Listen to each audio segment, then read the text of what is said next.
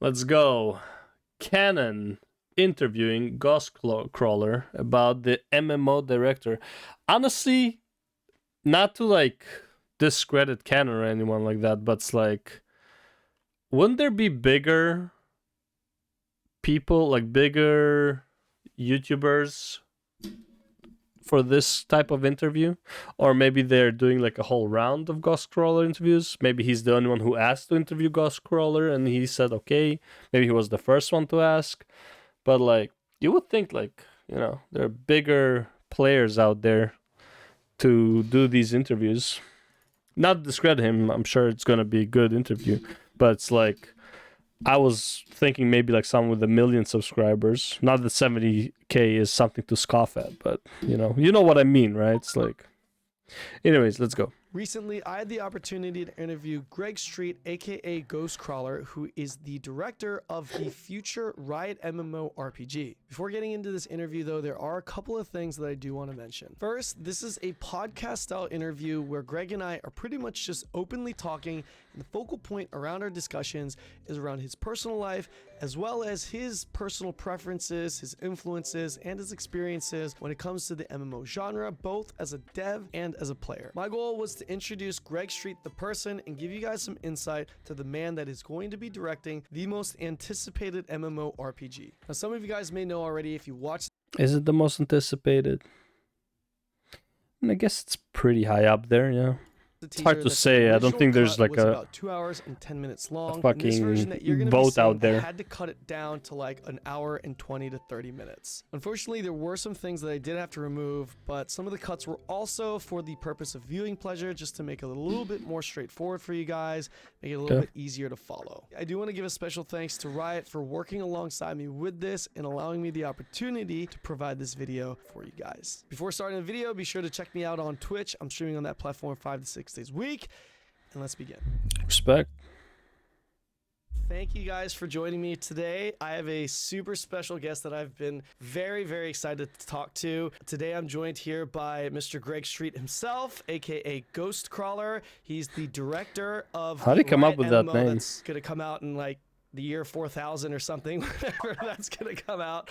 Basically, and today yeah. we're just gonna be talking 2027, about I think. the man himself and his thoughts, and talking about some games and his life and things like that. So I'm super excited to do that. Greg, could you maybe give us a quick introduction? Let us know who you are. Yeah, I'm Greg Street. I'm an American video game developer. I've been making games for a long time. I have to count 20-something years, I think. Started off with real-time strategy games, Age of Empires. Really? And went to a little place called Blizzard and worked on World of Warcraft for several years. It's a little Managed place, to leverage that into a job at Riot. I was lead designer on League of Legends for a while. Then I went over and took on a job kind of managing the League of Legends IP, because we wanted to do a lot of cool things with it, like make a TV show. And then started an MMO set in the same universe, which is where we are today. So in this section, I want to talk about just your history. And it's interesting because you kind of have two sides, right? Like you've got the industry side, the work side, and then you've got the gamer side. Maybe we could start with the gamer side real quick. Can you just, I know you mentioned a few games that you played. Can you kind of give us a little bit of info on just your background as a gamer? Yes, I mean, I'm super old school. I've been playing games my whole life. Like I played video games when they were like black and white, black and green screen, old like Pong, Atari 2600. The oldest game I've ever played, I don't even know the name of it because I couldn't even read English back then. It was like this green, like the whole screen was green, like a very, very greenish game, and you were just a boat, and you were just moving the boat on water. And there was like this one thing I remember, there was like 2 mountains and you had to bring the boat in the middle. I could never do that. I don't know why. I could not get the boat in the middle. That's all I remember from that game. There might have been other boats shooting at you as well at some point, but I've never gotten that far. I was stuck on level 1, basically, for like half a year of playing that game. That's how bad at gaming I was. Probably still am, I don't know. The first NES, then SNES, and then every Nintendo Xbox and PlayStation console. I lost along my the shit way. at Mario, a lot though. of, a lot of PC games. Again, back when it was like black screen with a monitor yay big. Till Yeah. today, it's always That been was a big that part of my life. small, Back but from yeah. when it was like pretty uncool to where now it's super mainstream. I And, really don't like that gaming is mainstream. Like, as far as like psychological health. Was fortunate enough to leverage it into an actual job. And That's sometimes, awesome. it's funny, I was interviewing someone the other day for a It's like job, us geeks lost our safe space, you know? and they asked, like, oh, one of my concerns is if I get into video games, it's then not going to be fun to play games anymore. And I'm like, oh no, don't worry about that. Like, everyone I know still plays a ton of games. Oh, that's Honestly, that is not even something to worry about. That's something you should hope for. Imagine playing video games and then just being sick of video games. Imagine how more productive you would be with your life. Like, that is the dream. I wish I hated video games so I could actually be a useful human being. Despite working for a video game company, I would have Productive. thought the same thing. If you work for a company, you're not going to really be able to really play that game. But I guess that's not really the case then. No, not at all. Like, when I was working on WoW, I would like work on the game all day and then go home at night and Play it. Really? Oh, 100%. Yeah. Did your friends know who you were? It depended. Like, my really close friends knew who I was, but we kind of kept it secret from the whole guild because we didn't Yeah. want it to be a big Makes thing. And sense. at the time, Blizzard was a little funny about that. If people knew who you were and started kind of stalking you online, you would go into the Right. witness protection program, and they would make you move servers and change your character. Really? Wow. That makes sense, though. I don't know if they still do that, but that was their policy at the time, so I kept it super secret. I feel like there's no reason to do that anymore just because of like something like Twitter. Because like at this point, you can just literally contact Mike Ybarra through Twitter. You don't need to know his character name in game. Right? It's like... And like, how stupid would you be to harass someone like Mike Ybarra in game, you know? It's like, imagine like Mike Ybarra is selling a Mythic Plus boost. You're like, oh, this is Mike Ybarra, da-da-da. And you start like, hey man, why does your game suck? He's like, bro, like just leave, ignore the person. He keeps harassing you. That's a very easy ban, just harassment. He doesn't need to like make a ticket of harassment, doesn't need to report you. He just bans you, right? It's like, yeah, I was harassed by this player. So it's like at this point, it's like, I don't think that's really the case. I would say at this point, just because of Twitter, you don't need this anymore. But maybe they still do it. Right. Okay. Well, do you plan on playing the Riot MMO if and when it comes out? I hope If it so. comes out, I plan on playing it Okay. a lot. Like, seriously, I have people at work already talking about, hey, are we going to make a guild? And I'm like, whoa, slow down. Okay, so is Seriously. the MMO genre your bread and butter? Is it your baby? Like, is that what you want? Is that how you identify as a gamer in that genre? Or just are you kind of like, RTS and just this and that, and it's just one of The biggest... This is such an interesting and also confusing question. Because everyone gets something else out of an MMORPG. Technically speaking, right? You can view an MMORPG similar to how you view like a MOBA, right? Like the PvP aspect of the MMORPG is MOBA in a different viewpoint. Honestly, Smite and WoW PvP is not that much different, right? Except like obviously you're responsible, but as far as like let's say BGs go, if you just add some NPCs into a BG, it's going to be similar to Smite, for example, right? Obviously the gameplay is different how it feels, but it's like overall like the objective gameplay, killing the enemy, their respawn, stuff like that, that's pretty similar. Obviously the objective is different, but it's like overall that's the same. So it's like saying, is MMORPG. And MMORPG, for example, take something like Battlefront, if done properly. That could be your strategy game inside of an MMO. The biggest plus of an MMO is that you can put pretty much all of the aspects of every other game into it. That is what's so good about MMOs. You can literally put other genres into your game. In an MMORPG, sorry. You can put other genres into your game. There are plenty of MMORPGs not plenty, but there are some MMORPGs who are shooters, right? Looter shooter MMORPGs are a thing as well, right? So it's like you can put in Call of Duty into an MMORPG type scenario, right? You can put sports games, for example, You can put FIFA as a mini game into like an MMORPG, right? Will it be as proficient? No, but like you can maybe yes, but you can throw these games into it. So asking him, it's like, is MMORPG your main genre? It's like, which aspect of the MMORPG are we talking about? Is it the social aspect? Is it the rating? Is it the PvP? Is it the dungeon? Is it the mini games? Is it the pet battles? Like which aspect? Is the collectibles, right? So it's like it's a very too broad of a question, right? So it's like you can say you're someone who plays shooters, but it's like, and he can ask you this and you can technically say yes, you know. Of the many that you enjoy doing or playing. Yeah, I play a lot of different games. I did play a Good. crap load of WoW even before I started working at Blizzard. That Good. was really my first MMO. I dabbled in EverQuest. I had played some older games. None of them really stuck. Warcraft's the first one that really got its hooks into me. I played a crap ton of it even before, like I said, working on it. But I don't play a lot of MMOs. They're huge, as I'm sure you know. Yeah, they're a huge too much time investment. and Yeah. It's Way too hard big. to play lots of MMOs at a high level, and I'm a really competitive player, so I want to see the end game. I want to be at the end game, so it's hard to play a lot of them. Makes sense.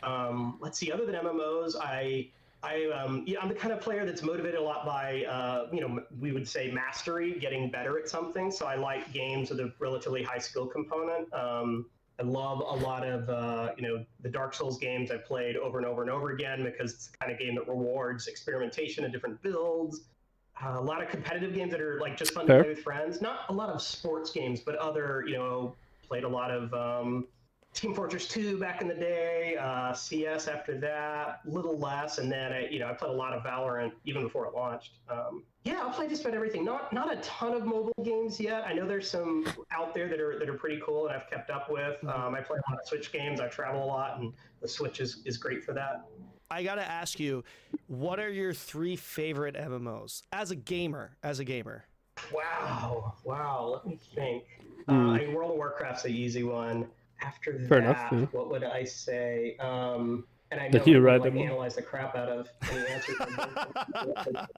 I liked Star Wars Galaxies for the promise it made, which was you could do anything. You want to be a dancer. The potential, okay. Whatever. You don't have to be a superhero. You could just be a normal person, and that real open-endedness was pretty impressive. And going even farther back than that, Ultima Online. I played every Ultima game growing up. Right. And so that game came out. That was the first real MMO, and it just blew our minds that was you could play these games you loved multiplayer.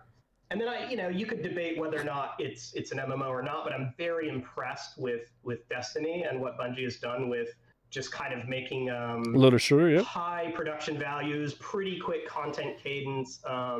And kind of shown that, hey, MMOs don't all have to look the same. Like it's maybe it's a looter shooter, maybe it's a something else. But I think that kind of shows you that MMOs don't have to just be. Again, I'm picking my words really carefully here. But you don't have to be a WoW clone to be an MMO. How about that? Right. Fair enough. Graphically, it looks kind of insane. It really did when cool. I played it. Yeah. As far as the work goes, though, you've been working in the industry for quite a while. You worked with Blizzard before, and now you're working with Riot. Could you walk us through a little bit about your work history and how that's been for you? I am interested in the cultural difference, though. Yeah, so I'll start with the first place I was, which is Ensemble Studios, later became part of Microsoft, and we worked on the Age of Empires series. They also made Halo Wars. That was after I left. That company was started by a bunch of non-gamers, almost as a spin-off from a real corporation. So it was fun in that we really had no idea what we were doing. It was very much a kind of a startup culture, except we were in an actual office in the corner of this corporation rather than a garage somewhere. My first desk was out in the hall because there was no more office space. So I just had a desk in the hall. And the desk I had was shared with the office photocopier. And even crazier than that, so you have, when you're making games, you have bug software. Jira is one. There's a lot of different types of software. People keep the bugs there. Back then, networking wasn't as good as it is now. So the bug software was actually my computer. Like they just gave me the bug software computer and let me do my work on that. So every now and then I'd have to tab out and let someone like check their bug in and then tab back to my game, that's just what it was like back in the day. Back then, yeah. I'd say unprofessional, but not unprofessional in the sense they treated us badly. Right. Just that it felt more like a bunch of dudes hanging out, like, let's make a video game. Like a budget setup, pretty much. Yeah. The company really wanted to be a great place to work, and they focused a lot on making sure we were happy. So we had like the Pop-Tarts in the pantry and lots of soda to keep us going, and we worked a lot, partially because it was fun and we wanted to be there, and like go home to your apartment when you can be in this really cool office.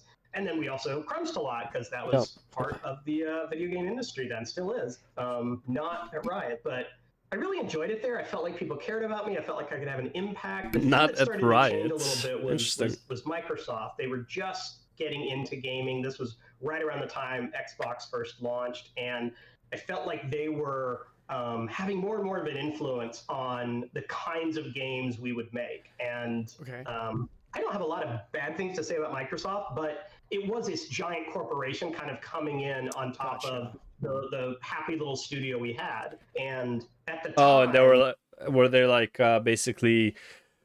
So when he says like the type of game they're gonna make, it's not the games that the devs want to make, so it takes the fun out of it, kind of thing. There's like no way Age of Empires is going to move the Microsoft stock price, right? Like, so we've not taken that seriously. It felt like we were a kind of a line item veto. So when I fell in love with World of Warcraft and played it for a couple of years, I also just kind of cold called Blizzard and said, look, I love this game. Are there any opportunities to work on it? And my timing was really good, just from luck. And if there's one message, your viewers should take away, it's like there's a lot of luck in this industry, like any industry. Yeah. Right. My timing at Blizzard was really good because Blizzard was starting to spin up a game that they called it was called Titan. The later iterations eventually became Overwatch, but I think a lot of people know it started as an MMO. And Blizzard was a MMO studio with World of Warcraft and then a MMO set in modern times called Titan. So a lot of the World of Warcraft team was being pulled over to start that new project. And they really needed some backfill on World of Warcraft, and they really needed what we call systems designers, which is what I do most of the time, which is kind of the math side, the number parts of making video games. Okay. So making a class and deciding, well, this class needs a certain number of abilities, and this is what damage should look like, and this is how much you should heal, and this is how to balance a game. Like, that was something done a lot for the RTS genre. So it felt like something I could combine that with the fact that I'd played so many hundreds of hours of World of Warcraft and turn that into a job. And they were like, yes, we need some more senior designers, we need some more design managers who could run a team. Right. So they pretty much hired me to take over the class team on World of Warcraft. Interesting. Wow. Can I just, if I may interject, I just want you to know that I prefer playing fist-based classes. And if you guys don't have that in the Riot MMO, I usually tend to go towards warrior classes. I know Asmongold as well plays warrior-based classes. Go ahead, just make us OP. Okay, just letting you know, since you're the guy. I played a warrior a lot. I was a main tank before I went to work at Blizzard, and then at Blizzard I worked. One thing I can say is golden years of Paladin, of Red Paladin, Mop and WoD. That's when GhostCrawler was there. Just saying. A lot on the warrior class. I said for a while I was the plate guy because I would do warrior paladin death knight. Even though I was like one of the lead designers, I still got my hands dirty with game design, and that's why Red Paladin was awesome. My buddy Hudson. He's adorable. I'm a huge dog guy. I know I told you that before our interview, but yeah, oh my gosh, I want to steal him if I could. I just want to. He's on the show right now. He doesn't know there's video on that. Yeah.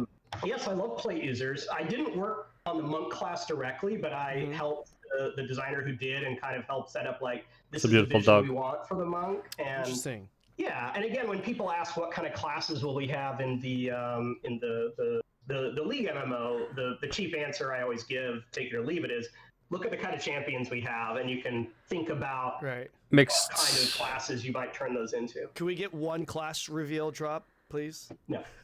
Okay, I tried. Sorry, guys, I tried. And Okay. you know what? Even if I did, there's a good chance it would change anyway. So that's kind of the danger Right. of talking about things too early. I would. I mean, look, you're not gonna have, sorry, you're not gonna get away from the Holy Trinity, tank, damage dealer, and healer. I pretty sure it's not gonna be like New World. The only thing is, I think they would have augmenter classes as well, so like character boosters and utility, right? Like those would be cool. Like basically like a karma, right? Karma with like shields and increased attack speeds, increased movement speed, stuff like that.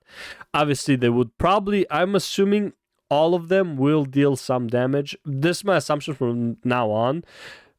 A new MMO or like a more concurrent MMO, everyone needs to deal damage. Obviously, damage deals, this is their specialization. They would deal a lot more damage. But as far as like healers and tanks, they need to deal also a certain amount of damage.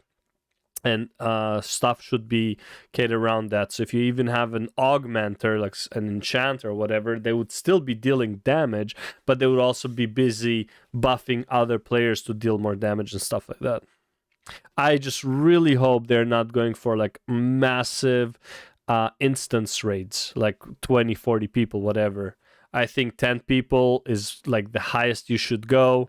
As far as world content, you can make it like fucking 200 players. I don't care. Let it scale with the amount of players or something like that. But like as far as like instanced, not more than 10 players. Say that I would bet money that you'll have at least one form of warrior class in it, though, right? Like, I mean, Probably, you're talking yeah. about like Microsoft coming in and the whole corporate side. That's kind of happened to Blizzard recently, right? I think with Activision coming in.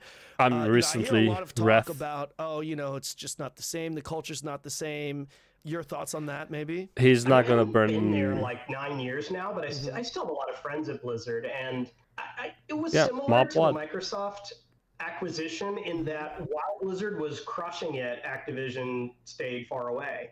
And once that second MMO I was talking about started to struggle, meaning it was getting really expensive and taking a while, that's when Activision stepped in a little more, and they're like, hey, Blizzard, we love your games, but they are way expensive and you are very slow. And I mean, both those things are true. And they are true because Blizzard's philosophy pre-Activision was we will release it when it's ready, and they were trying to perfect it. Think about it this way. I mean, Classic was nowhere near perfect and had a lot of bugs, sure. But as far as game releases go, compared to like today, it didn't have like earth-shattering bugs. It didn't have like game-breaking bugs, right? It was very playable. Quality was good. Especially for 2003, cinematics were like everything was for its time top notch, right? As much as I don't like Classic, but it's like I can't say that for 2003 I think it was a fantastic game, and that's why the Blizzard had its name. They will release it when it's ready, and they did. Not anymore though. I think the way Activision tried to get Blizzard to fix those two issues probably felt a little heavy-handed, a little kind of not Blizzard-y to to players too, but I think to the team. How have things been going with Riot? I mean, you guys got like Valorant, you guys got League of Legends, like everything you guys touch turns into gold. Now, is that a testament to like just the working environment and the culture of Riot, or is it just you guys just got lucky with like a few games? I honestly think the biggest plus, and I don't know if this is right, but the biggest plus for a game developer is to actually like what he's doing. For any job, really, but it's like the people who develop Valorant probably really want to develop Valorant. Probably like the company came, it's like, hey, we have a game in mind. It's gonna be something like Counter-Strike. Is anyone passionate about this? And people apply. It's like, yeah, I really want to make a game like this. Or like, even if not like it wasn't the company who came, it's like a few developers gathered and they were just talking. It's like, yo, wouldn't it be cool to develop a game like this. And then it's like they pitched it in a meeting to like a manager or whatever, and it's like it went up the ladder, and the people who pitched it were already excited to make it anyways, right? But I think like being passionate about the project is like the number one way to make a game fun. Look at the guys who make like the Souls games. They're really passionate about it, right? They're like, no matter the amount of pressure, whatever, they want to make those games. That's what their passion is. It's like, what's the deal? It can't be luck, right? I mean, Heck, there is an element of luck. look at No Man's Sky, even though shitty release, but this is a game they want to make, and apparently now it's really good. Not a game for me, obviously, but like apparently now it's really fucking good. To it. Sure. Streaming and Twitch, I think, really helped League. It just came right at the right time when streaming became a big thing, and Fair that, enough. I think, really Free helped advertisement. to elevate League of Legends. Esports was still kind of in its baby state when League came on, and now League is arguably the biggest esport in the world. I joined Riot after a trip to Asia where everyone in China and Korea were talking about League of Legends. And I was like, I played League of Legends, but I didn't realize it had become such a global phenomenon. right. And It still is, when I by the got, way. it still is, yeah. And, Yeah, everyone knows when I got League. back to the States, I'm like, I gotta look at League of Legends. I need to take it more seriously. I thought, oh, it's like that Dota clone. Like, I didn't realize it was doing so well. Right. Same. I didn't realize League was big until like season 3, because I was playing it in the beta. I thought it was a fun game, but I didn't think it was like that fucking intense until like basically season 3. Right. It was, But then again, I also don't watch based on Twitch and all that formula, stuff, which right? was So new at the time, and I think part of what Riot is really good at is looking at a game and saying, okay, there's something there that players really love, but there are also some rough edges, and I bet if we fix those rough edges, the game would become even more popular. And so, I mean, I could take no credit for it because I wasn't on League of Legends at the time, but decisions like, well, we're not going to have, turning radius, and we're not going to have denial and things like that. Dota fans were like, accessibility. well, that's stupid, that, you're to ruin the game. But it actually ended It's an up accessibility that it made the game like, more fun, more approachable, more sticky. Yeah, and we got approachable. a really huge audience. And then the Valorant team kind of tried to do the same thing with tactical shooters. We're already really popular. We don't claim at all that we you don't need to like but we looked at it and said like, hey, some of the ways like that players cheat with peeker's advantage and bots and stuff like that. Like, if we can fix that and we can kind of restore the competitive integrity, like, and instead of having the kind of like very overt military theme of Counter-Strike, let's make up our own IP. Let's do something a little crazy. Yeah, let's make it a bit more fun, a bit more fast. And I think that's a lot of players prefer speed, smoothness, obviously, but like combat to be a bit faster. And I think Valorant, in my opinion, is more fun than Counter-Strike. However, if I were to choose which one to play, I would probably play Counter-Strike just because I've played Counter-Strike before and I don't have to learn the classes and their abilities and all that stuff. So yeah. But as far as like when I played Valorant, it was okay. It was pretty good. I heard a lot of people were complaining about the map design. I don't know if they changed stuff there, but like a lot of people were just not happy with how unbalanced the map were between the teams or something like that. And have these regions and different abilities. And I love Valorant. I think it's an amazing, amazing game. I'm so proud to be part of the company that produced that. And you ask, like, what is the special sauce that makes that happen?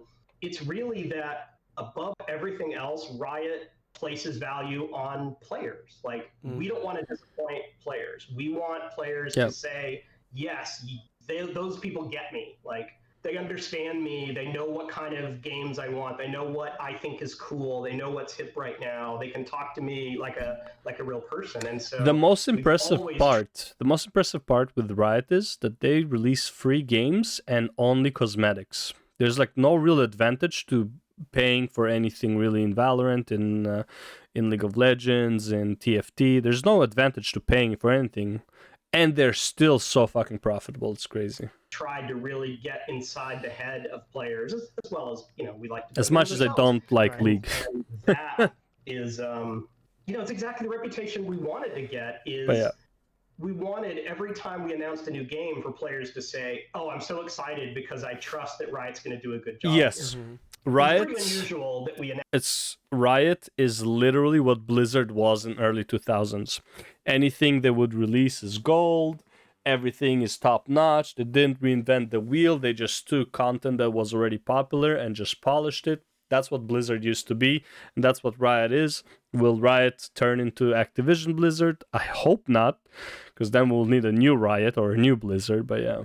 Announced the MMO so early, and it was my boss, the CEO of the company, who said it was his idea. Like, I didn't go rogue. He wanted to do that, and he wanted to do it for a few reasons. The first one is just to make players excited and to kind of tell them, like, okay, you don't like competitive PvP games, awesome, we'll get to you. And the second thing was, like, we know we needed to recruit a lot of people, and recruiting when you're like, hey, will you come work for this game that I can't tell you anything about? It's hard. It's hard to recruit people. Oh yeah, 100%. Very true. And then he figured, probably rightly. And the other thing is, it's like, you know how like Blizzard does like job postings, and Baylor goes and dissects them, like what these job postings are for, and then you can literally guess the game that they're making. Same like Riker was doing the same thing. Riker was checking whenever there was posting on Blizzard for an unannounced project, but like you based on the job listings, you can understand if it's like if it's a Diablo game or a WoW game or whatever. So there will be certain aspects of like, you know, we need a social interaction designer, we need the financial, like whatever, like auction house designer, stuff like that. I forgot the name of the job posting, but like you see these and you're like, are they fucking making an MMORPG? Because where else do you have these systems of like the social interaction and like the auction house, right? That's really the only games you have that in, right? So just doing job postings would already tell people what the project is, right? So anyway, like either someone at the company or players would find out about it, and rather than trying to hide it, let's just be upfront and say, fuck it. Hey, we're making an MMO, it's early, yeah, don't have a we're considering yet. it. I'm not going to even tell you what the name is yet, but Runeterra, fuck if you don't mind being on a really long ride, we would love to have, you all as the community, take this 100%. I think that sounds so promising, and everything that you've just said is that's a really good attitude. The very reason why this game has so much hype, being 83 years away from releasing. It's 100%. 45 a little while ago. Oh, was it? Sorry, I'm throwing out different dates and waiting for you to be like, how did you know? You were talking a little bit about the world that we live in today being a little bit different with content creators and streamers, and it is. I mean, it's pretty crazy how big live streaming has become. Yeah. How important is it to have content creators on board, not only for just the launch and promotion of the game, which is, that's a given, right? Like you want to have a big launch, but to keep them in the game? Is that a high priority? In what way do you want to keep them involved? Like what's the deal there? Sorry if I worded that poorly. I'm jet lagged like crazy. I came back from the States yesterday. I am actually like, I really hope that they're gonna add, okay, you know how like Ashes of Creation had that whole apocalypse? Everyone says like, oh, this is fucking shit. They want to make it into a, like a, what do you call it, a battle royale and all that stuff. But in my opinion, that was pretty good and gave you a nice idea of how the game would play. Obviously, it's really relevant now because they changed the engine and they smoothed out the combat. But I really hope Riot MMO, when they finish a part of it, they'll let players test it. Similar to like how League of Legends was like in beta for like, I want to say about half a year to a year. Like I was playing League of Legends beta way before the official launch, right? The game was not ready for shit, but was really still fun. And I'm not saying they should release an unfinished game and call it a day and like we'll fix it as time goes. But when you have certain systems, certain aspects of the game released, like for example, you have, let's say there's 10 classes, 8 of the classes are ready. Let players test them right away. So before you like, seal the deal on the class, you like get feedback of like how it feels and stuff like that from players. You literally get like free game testers for free. You get game testers for free with a shit ton of feedback that you can't get out of like people you pay, right? Or looking at different things. And you have like actual professional game testers out there who would do this for free anyways, right? It's like their job is being a game tester, and they in their free time they would love to test your shit, right? Like they just want to play something new. Yesterday, and I'm just so I hope that made sense. Sorry. It does. It's really important, and for a really simple reason, which is players trust streamers and influencers because. Like, I remember this industry when we would go to E3. There's no need to because a lot of people are watching this guy means he's credible, and that's all it is, right?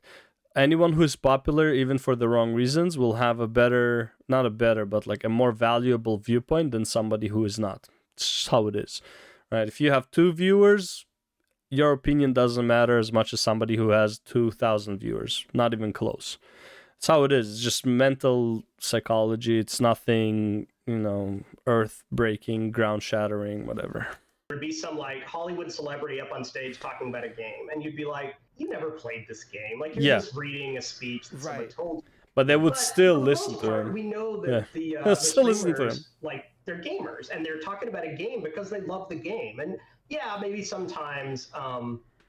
Someone helps them out or they get exclusive access or get even paid or something. But I don't think a lot of streamers would stick with a game they hated for that reason. Right. And even when they play a game a lot, they're honest about what's working and what isn't working. And so in a really real sense, they're thought leaders. And if your streaming community turns on you, like your players are going to turn on you too, because the players will feel like a sense of betrayal or we thought they got us, but they really don't get us anymore. And the opposite is true. If you have people who are like, hey, if you listen to me, you should play this game. It's a great game. Even if you don't play the game, I'm going to talk about it a lot. And so it generates a lot of interest. Right. Well, I'm down to play. Awesome.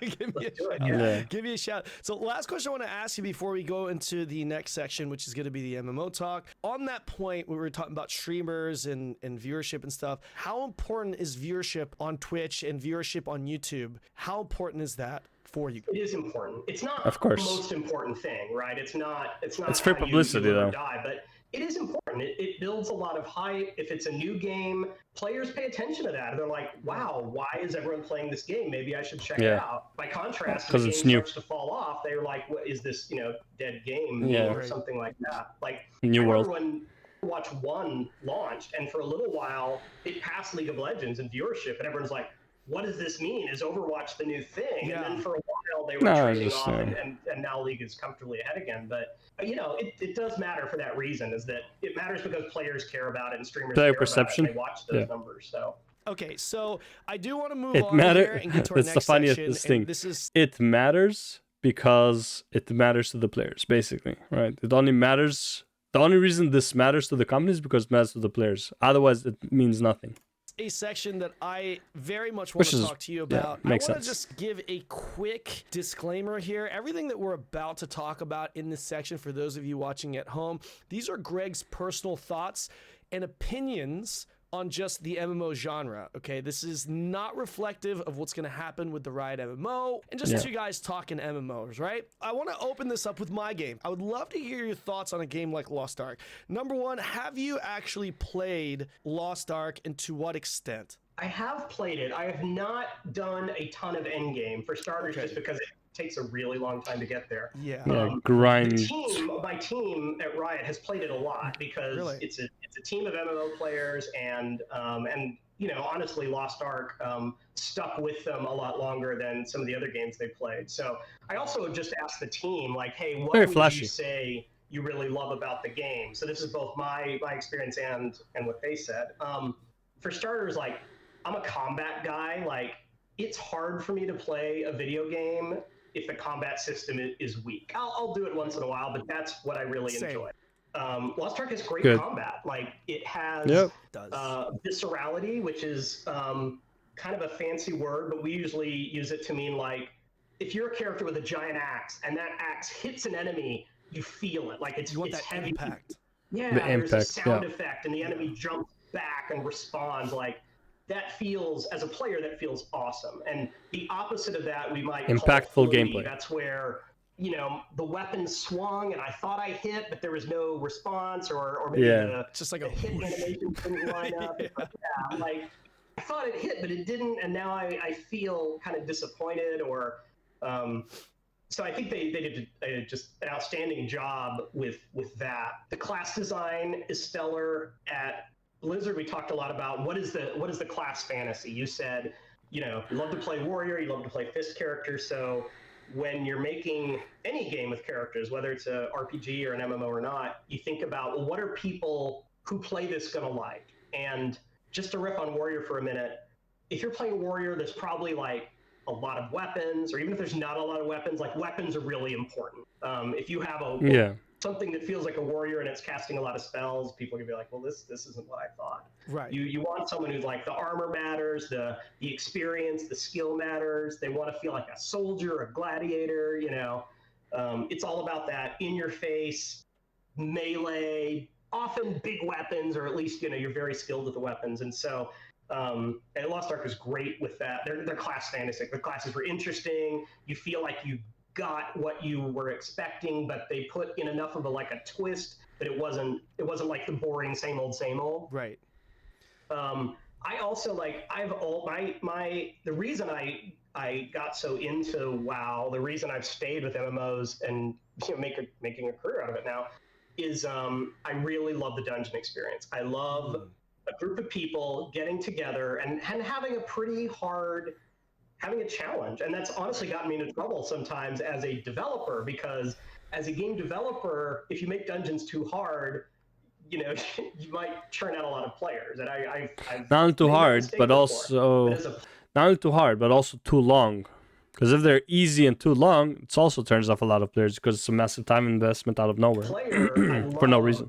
The challenge of, oh crap, how are we going to get past this? Like, given our skills, given our gear, given our class mix, what is the right solution to this problem? I love that kind of like, okay, let's get in the huddle and talk about what we're going to do to get through this next part because it's really hard. And then the reward, when like a tough boss drops and everyone's cheering and like someone gets a new weapon, like that is what I live for. Like, as a player, as a designer, I love that. Absolutely. And Lost Ark had great and challenging dungeons that really made you feel like, hey, you're gonna have to work at this. This is not a loot pinata. You're gonna have to think. You're gonna have to be at the top of your game. You're gonna fail a lot. And for me, I know it's not everyone's thing, but for me, that is what games are about.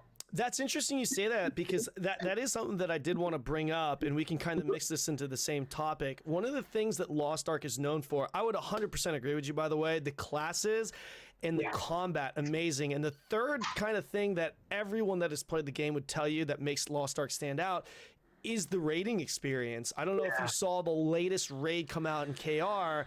It's crazy. And the fact that the game is top down, it gives it a new experience that you can't experience in like a third person perspective, right? In NA, we just got the 3rd Legion raid, which is very difficult. Have you experienced those Legion raids? And like, what are your thoughts on that? I've not played them again. Okay. You need to try. A level of dedication. I have watched a lot of streams because, again, I love raiding. Like, it's for me, and again, not for everyone, and that I understand that. Right. That's the pinnacle of the game, and that's what I want to, the part I want to get to, the part that I'm. I think that's what's unique about. I think that's what's unique about what's it called about MMORPGs, right? Just the raiding aspect, because dungeons like 5-man team, it's like you can get a 5-man team in like a lot of different games, regardless of the dungeon, right?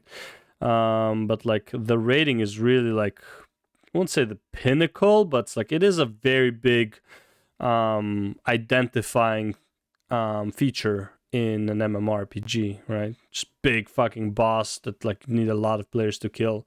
Though I still think 10 is more than enough, but Angle, like, part of the challenge you always had on World of Warcraft is when you make a really big boss and then you're a warrior up there fighting it, you see its toe. Yeah. And that's true. You don't get to see kind of the majesty of the whole creature on screen at once without pulling the camera out. I think it can also help it feel a little more like a battle scene when you can see like lots of people around and get a sense for where you are in the room, rather than it just being, oh, I'm just going to beat on this giant bag of hit points in front of me. Yeah, couldn't agree more.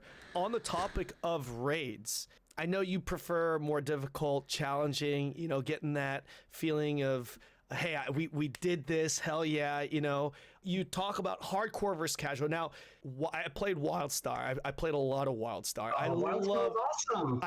Right? I absolutely loved WildStar. Everything I love about that everyone loves WildStar, and yet no one played it. It's like WildStar was the best game ever. Yeah, why is it dead then? That game died in a hurry. And to this Yeah. day, I think it's still a huge mystery. I mean, most people say, hey, it was because there's a content drought at endgame, and or the raids were just simply too difficult and they really, really catered towards the hardcores. I honestly still think that the WildStar raiding, in my opinion, just the most difficult thing that I had experienced in a PvE world, personally. Yeah. It was like a bullet hell shooter, right? The way you have to like avoid all of this stuff on the ground. Absolutely, you know, and it was a great experience, but maybe that was the reason why it died. But then you got a game like Lost Ark where it's so successful because of how challenging the raids are. So, like, what are your thoughts on that? It is hard to look. But isn't Lost Ark as challenging as the gear is? Because I don't know how WildStar was, but it's like, one sec. But it's like, could you get higher? Could you outgear the raid in WildStar outside of getting loot from the raid? Because in Lost Ark you can. You can keep augmenting your weapon and your armor outside of the raid. You can keep making yourself stronger outside of the raid, right? To an extent, or honestly, you can just pay to win. So even though the raids are challenging in Lost Ark, you can get to a point where they're like not as challenging as intended because you outgeared it. I don't know if you could have done the same in WildStar, and that lack of possibility in WildStar might have also indicated like, well, listen, the only way for me to get hard, to get better, to get stronger is to do the raid, but the raid is too challenging the way I am now, and there's no way for me to get the gear, right? So it's a never-ending loop of like impossibility. So obviously you would not even bother. Look at a game and predict like, yeah, this game is gonna crush or this game's gonna die on the vine. Like if it was that easy to do it, like every game would be a huge hit, you know? Right. It's sometimes hard. I was really pulling for WildStar because I was too. It you know, it was what I wanted in a game, and they went all in. Like they're like, we're making an MMO, and I don't know, was it the setting was a little unusual? Was the timing not right? Had players moved on to different genres? It's hard to say. What do you think killed it? If you just guess as a player. At the end of the day, also, another thing that in the end they didn't have a large enough audience, and also don't forget that Blizzard also hindered the launch of WildStar with a release of something. I don't remember what they released, but they did pull a trick on WildStar for sure. Player base, right? And so then you have to go into, well, why did it not?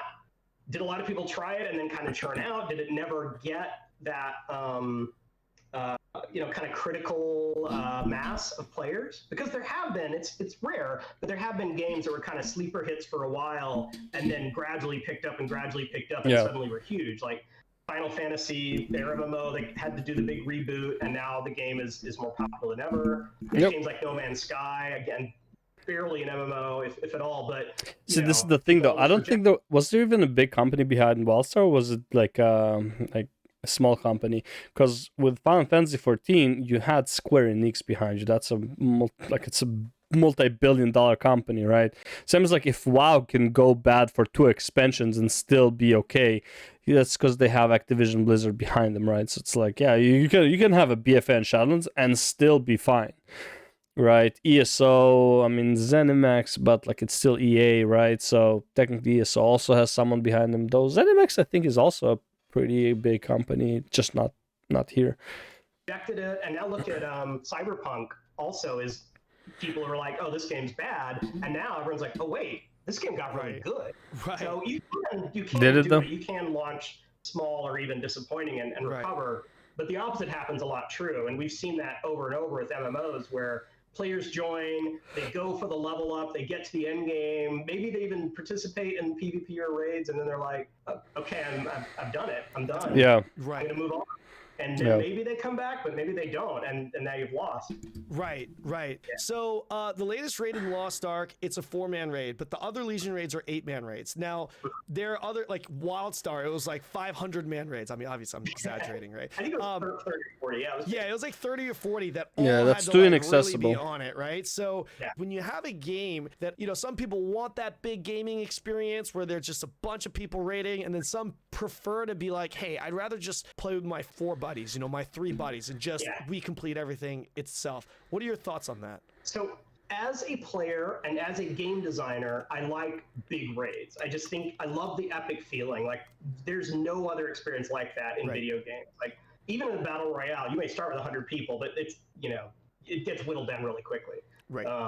I recognize there are problems, and I'll talk about those in a minute, but you could do so many cool things. Like you can just kill off party members. That's really hard to do when you have 5. Like as soon as you kill off one party member, you've lost 20% of your power, and that's hard. And you probably lost your only tank or something like that. Whereas if you have 4 tanks and you kill a couple, well, the group can keep going. And so you just have more versatility as a designer making an interesting fight. Now, Well, isn't that like the whole thing with Molten Core in classic WoW, where it's like, yeah, you have 40 people, but it's not like all 40 people need to know what the fuck they're doing, because you can do Molten Core with like 20, right? It's just gonna take forever. But like if a few people die, it's not that big of a deal when you have 40 people, right? I feel like that's the mentality, right? Now, I recognize some players like smaller groups. Some players want to play with their friends, and their friend group is 5 or 8, and it's not 40. When you get those really, really big raid sizes, there's almost always some dead weight, and it's hard to be super brutal about like, well, your SO is playing with us, and they're not really holding up their end of the bargain, so they're out. That's so. I feel mythic like the rating right right there. answer is just to have a variety, have smaller group, have larger groups. Destiny does that, WoW does that, Lost Ark is doing that. I feel like, again, instant content should be for not small, but like a more controlled environment, whereas outer world, you can go for like super massive groups. That's fine. That's probably the smart thing to do as a developer, but as a player, I usually pick the what's the most epic. Right. I do want to talk to you about monetization, but before I ask that question, what do you think separates games like WoW and Final Fantasy 14 from the others that just don't make it? Like, what is it about them? I mean, is it just the budget? Is it the creative design that's behind it? Is it the history? I'd say it's the history. Like he said, when in his in his field, like devs, there's a lot of luck involved. Like when you apply to a job and like they actually needed a person. WoW came at like the perfect time. Final Fantasy has just a massive fucking history behind it. It's a numbered Final Fantasy game, which means a lot. All that stuff. ESO, same, like the whole Elder Scrolls. I mean, I'm not saying ESO is like super successful, but Elder Scrolls overall has a massive history and a massive fan base as a whole. The one that should be the biggest interesting case study is Guild Wars and Guild Wars 2. Why is that? I wouldn't say it's like massively successful, but why is this game successful when it had pretty much no history behind it?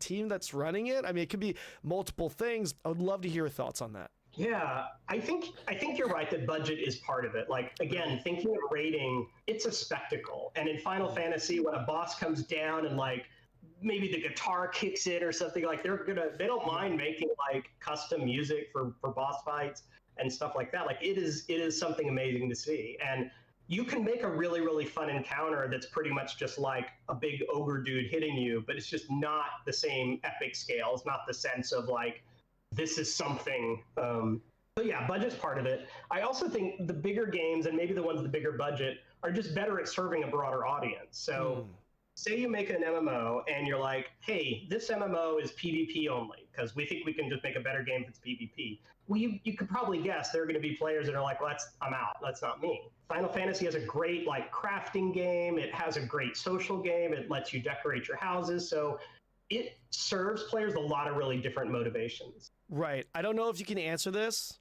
but Do you feel comfortable with the budget that you have for the Riot MMO? Oh, that was in That's the. actually a really interesting question. I think I can answer it. One of the nice things about Riot is we're not going to run out of money, right? I'm not going to have a publisher. But that's it's not a like, blank check. hey, Yeah, if you we saw you know this you got to part. ship by Christmas or we're canceled. Riot will cancel this game if the game isn't good enough. They're not going to cancel the game because it gets too expensive. And those go hand in hand. Which is we could good. make a very expensive bad game, and then I would get fired.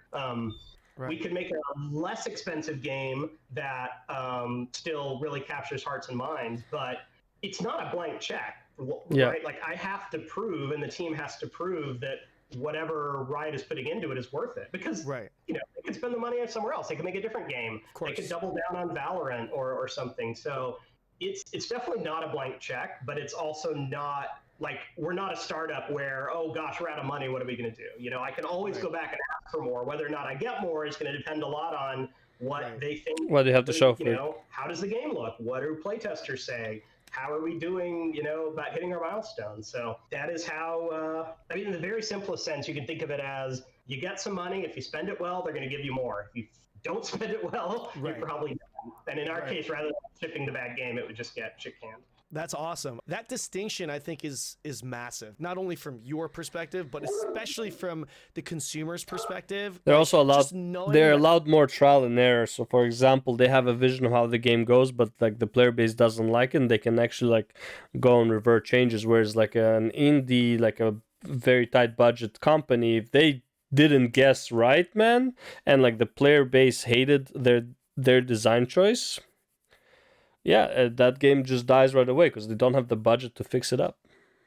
That, hey, this MMO that's coming out, money isn't the issue. They'll cancel it if it's not good. I would have a lot of respect for a company that, would cancel a game because of that, rather than the actual money that's going into it. That's really, yeah.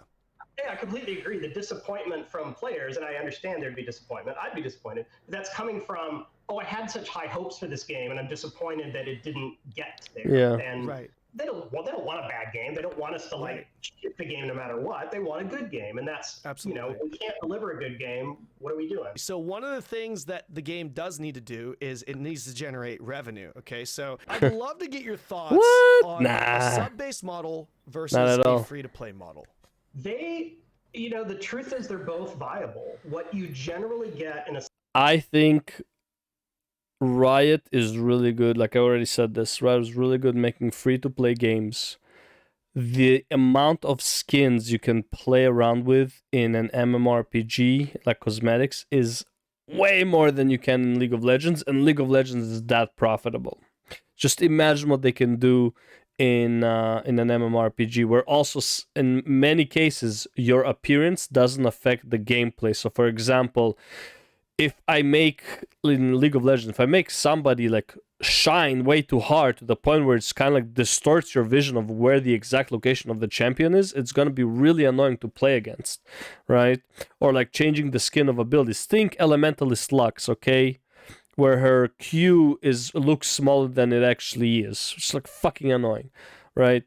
Pay to win skins. So think stuff like that. This doesn't.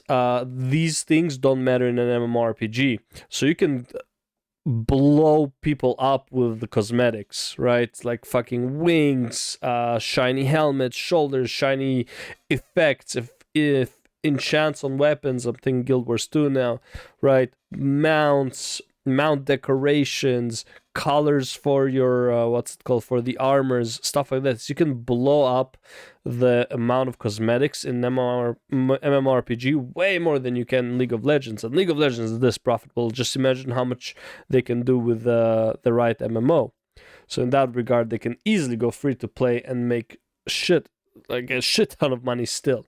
Though they can also make it free to play and you pay for sub for certain things, right? You can also make it a buy to play with the cosmetic shop. They can make whatever they want. However, I do like that Riot so far has been pretty consistent with free to play, pay for cosmetics. A sub-based model, and hopefully it stays that way. Fewer players, because fewer players can afford it, but are a very steady revenue stream. So you might say, I would rather 1 million players who pay me $15 a month regularly than 5 million players who sometimes pay and sometimes don't.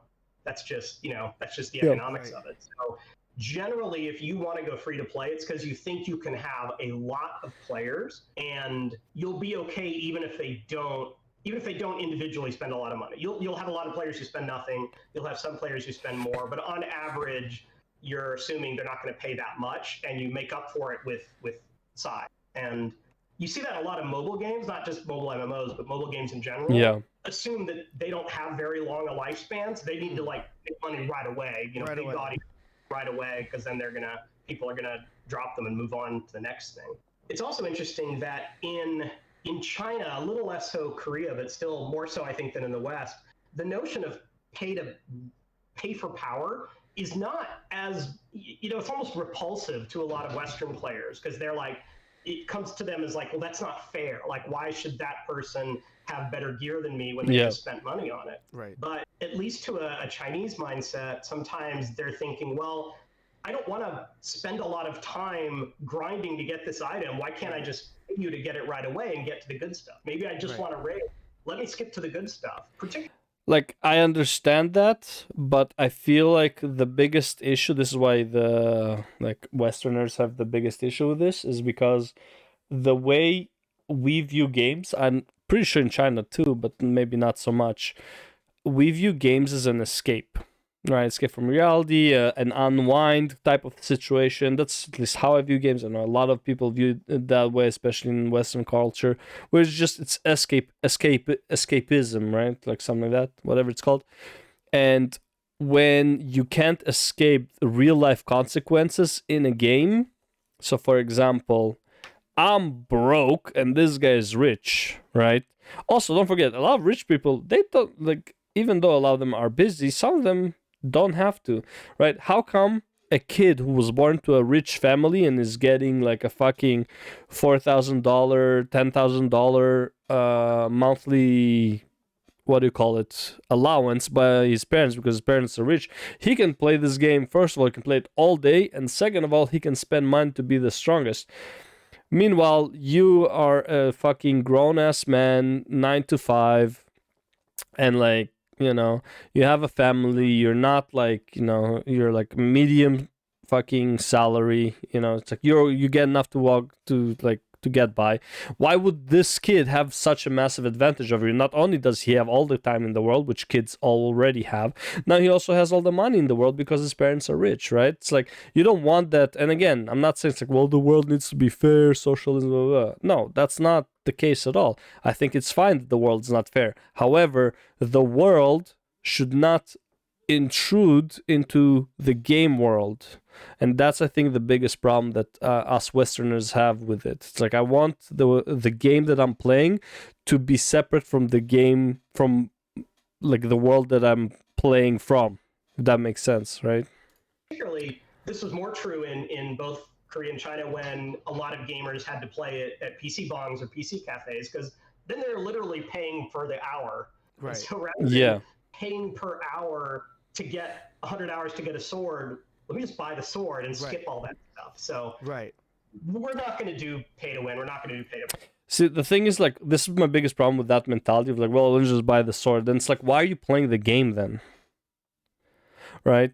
I never buy gear in WoW. Like, the only time I bought BOE was because I just joined a new guild and they needed me to have a certain item level right away. So I was like, well, I can buy these bracers, I guess. But I never, I was looking forward to replacing them. I do not like buying gear from the auction house or anything like that, right?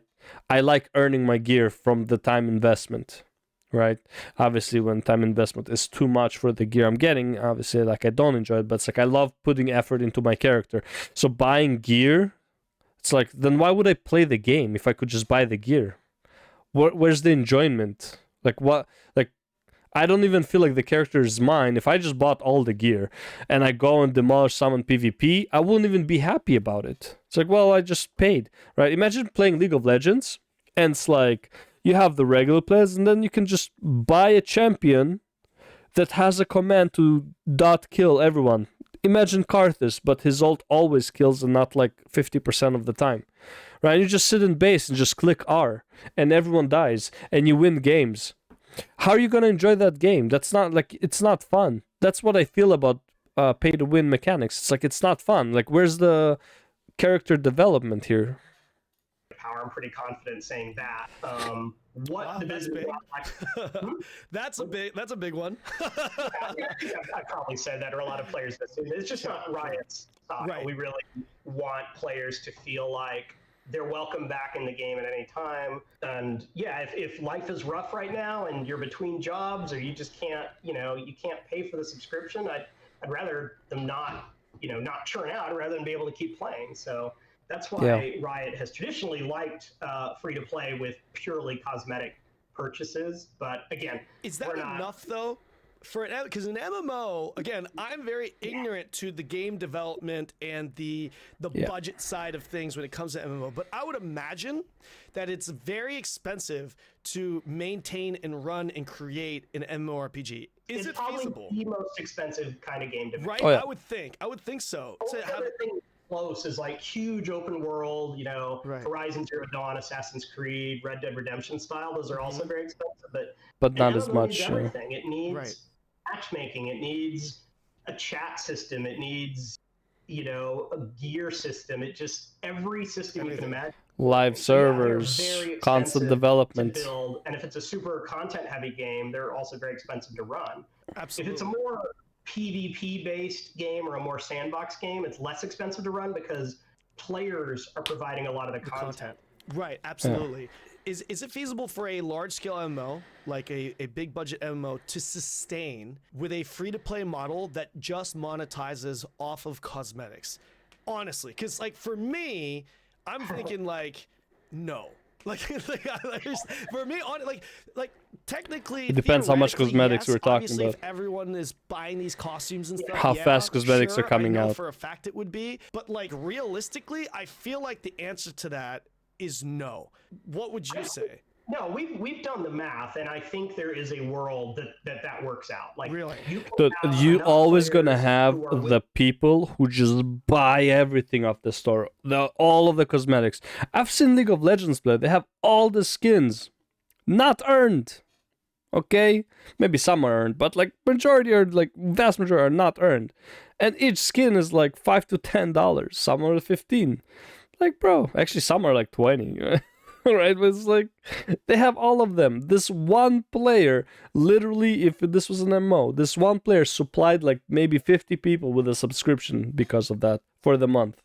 Willing to pay enough on cosmetics to fund a really big game. Really? Like how often would you expect, in order for that to work, how often would you expect to have to like release new cosmetics? Because obviously you can't release one new cosmetic a year to be able to, right? Like no one's gonna buy, right? That's not enough money. Bundles every 3 months. From experience, that players resent when they feel like you're spending too much development effort on cosmetics. Like to look at League of Legends, for example, if we stopped making champions and just kept making skins, at some point players are like, well, this kind of sucks. You're only focused on the money-making side of the game.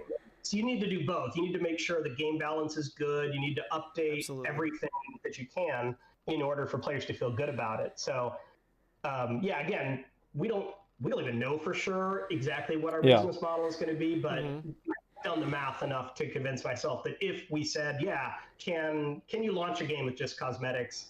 Probably you can.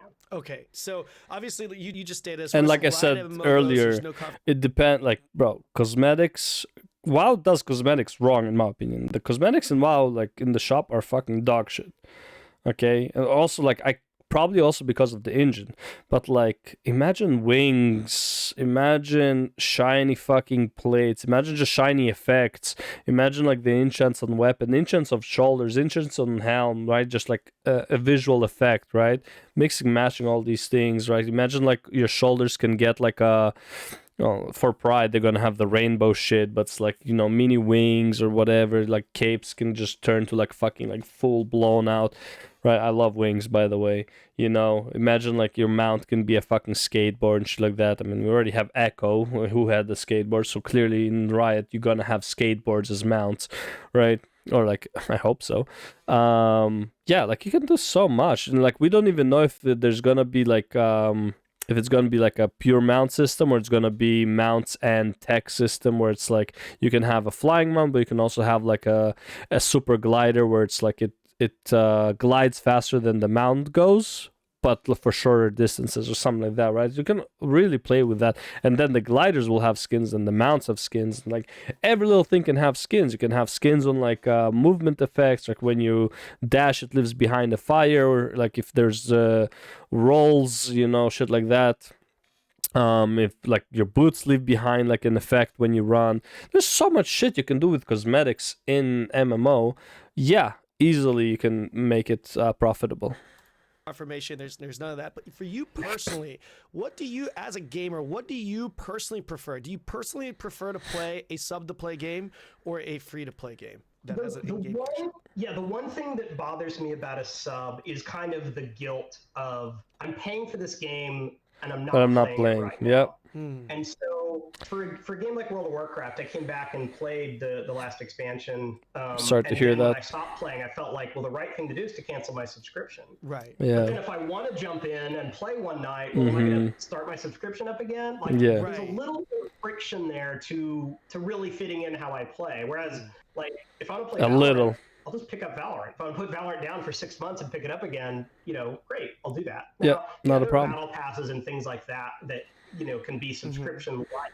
But overall, I think that's the one flaw in the subscription model is, as a player, you feel like the right thing to do is to turn it on and off all the time. Right. Kind of a Right. What do you think about the games that are free to play but have like a subscription option where you get bonus stuff like extra loot drop percentage, extra experience, a lot of games do that. Like BDO does it, even Lost Ark does it to a certain extent. What do you think about that model? I prefer the ESO one with like a reagent bag and like increased bank space and stuff like that.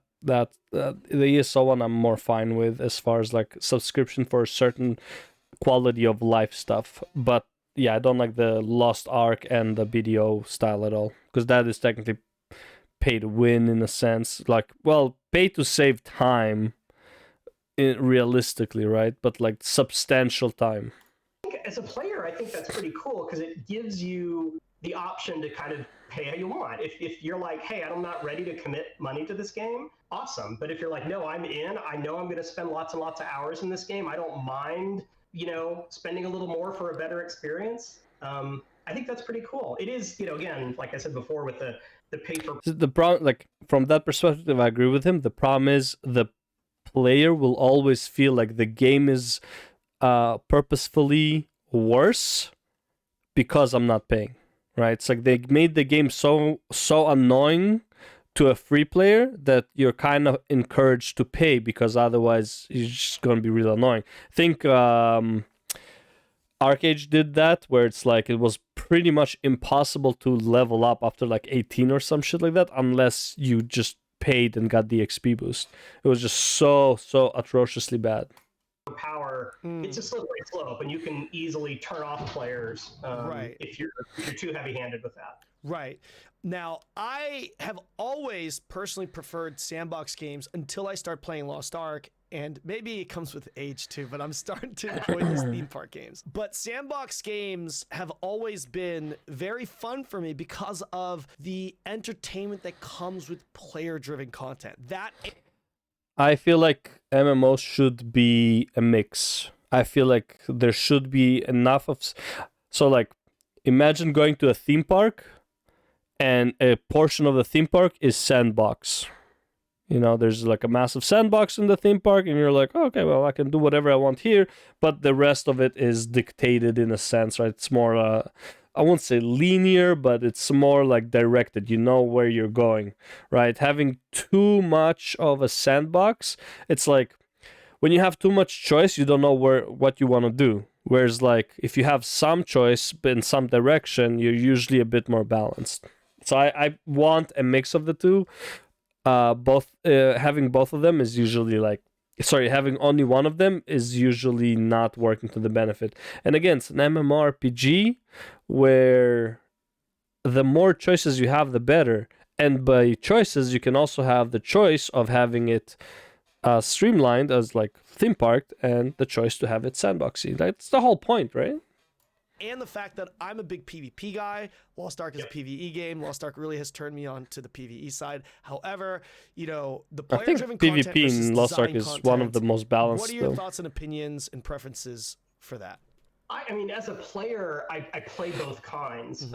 It's a different experience. I think the theme park sometimes gets derided as being I don't know, old-fashioned or boring, but some of those best experiences, like I was talking about, when a boss in Final Fantasy drops and the music changes, like that's a theme park and it's epic, and I love it. You know, depends on the ride. I think that's great. The novelty part, and novelty is kind of a funny word, but we think about it as, when I talk to my friends the next day, what am I going to say? And maybe I'll say like, hey, did you see that episode of you know, Game of Thrones or House of the Dragon or whatever last night? Did you see when that boss dropped? That was so epic. But that's very fleeting because the moment's kind of there and gone. Right. In a PvP game, those stories can kind of go on forever because it's, hey, you'll never guess what happened. I was in this game last night and I thought we were going to lose, and then this guy showed up and this crazy thing happened. And the stories are really about the other players, and you know, you frame it in terms of the game, but the stories are not. The developers wanted me to experience this XYZ, so that's what I experienced. Right. So that's why I have a slight preference towards more, you know, more novelty as a player, and the way you get that is often other players. And PvP is the most glaring example of that, because you need a lot less content in a PvP game. Like League of Legends doesn't have a story. It doesn't have a campaign. It doesn't need it. The story is you and your team went up against this other team. Quick question on that note. Classic WoW is very different from retail WoW, right? Obviously. If you had to choose, do you prefer the classic WoW experience or the retail WoW experience? Not like the nostalgia. Classic WoW is a lot more sandboxy compared. Okay, the only reason Classic WoW is more sandboxy is because you have 59 levels to go through before you get on the rides. Okay? That's the only reason. All you're doing is you're walking through the fucking desert for 59 levels until you finally reach the Wonderland. Okay? Like, that's the only thing that's more sandboxy. At end game, Classic WoW and Retail WoW are practically the same shit. Like, it's not...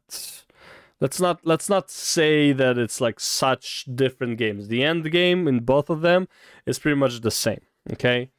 Like, it's literally just the leveling journey. And on every release of like an MMORPG, the leveling is always atrociously slow, so it's more sandboxy, right?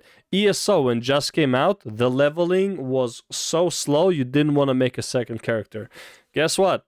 That didn't last very long. They released ESO Unlimited, and that problem kind of solved itself, right?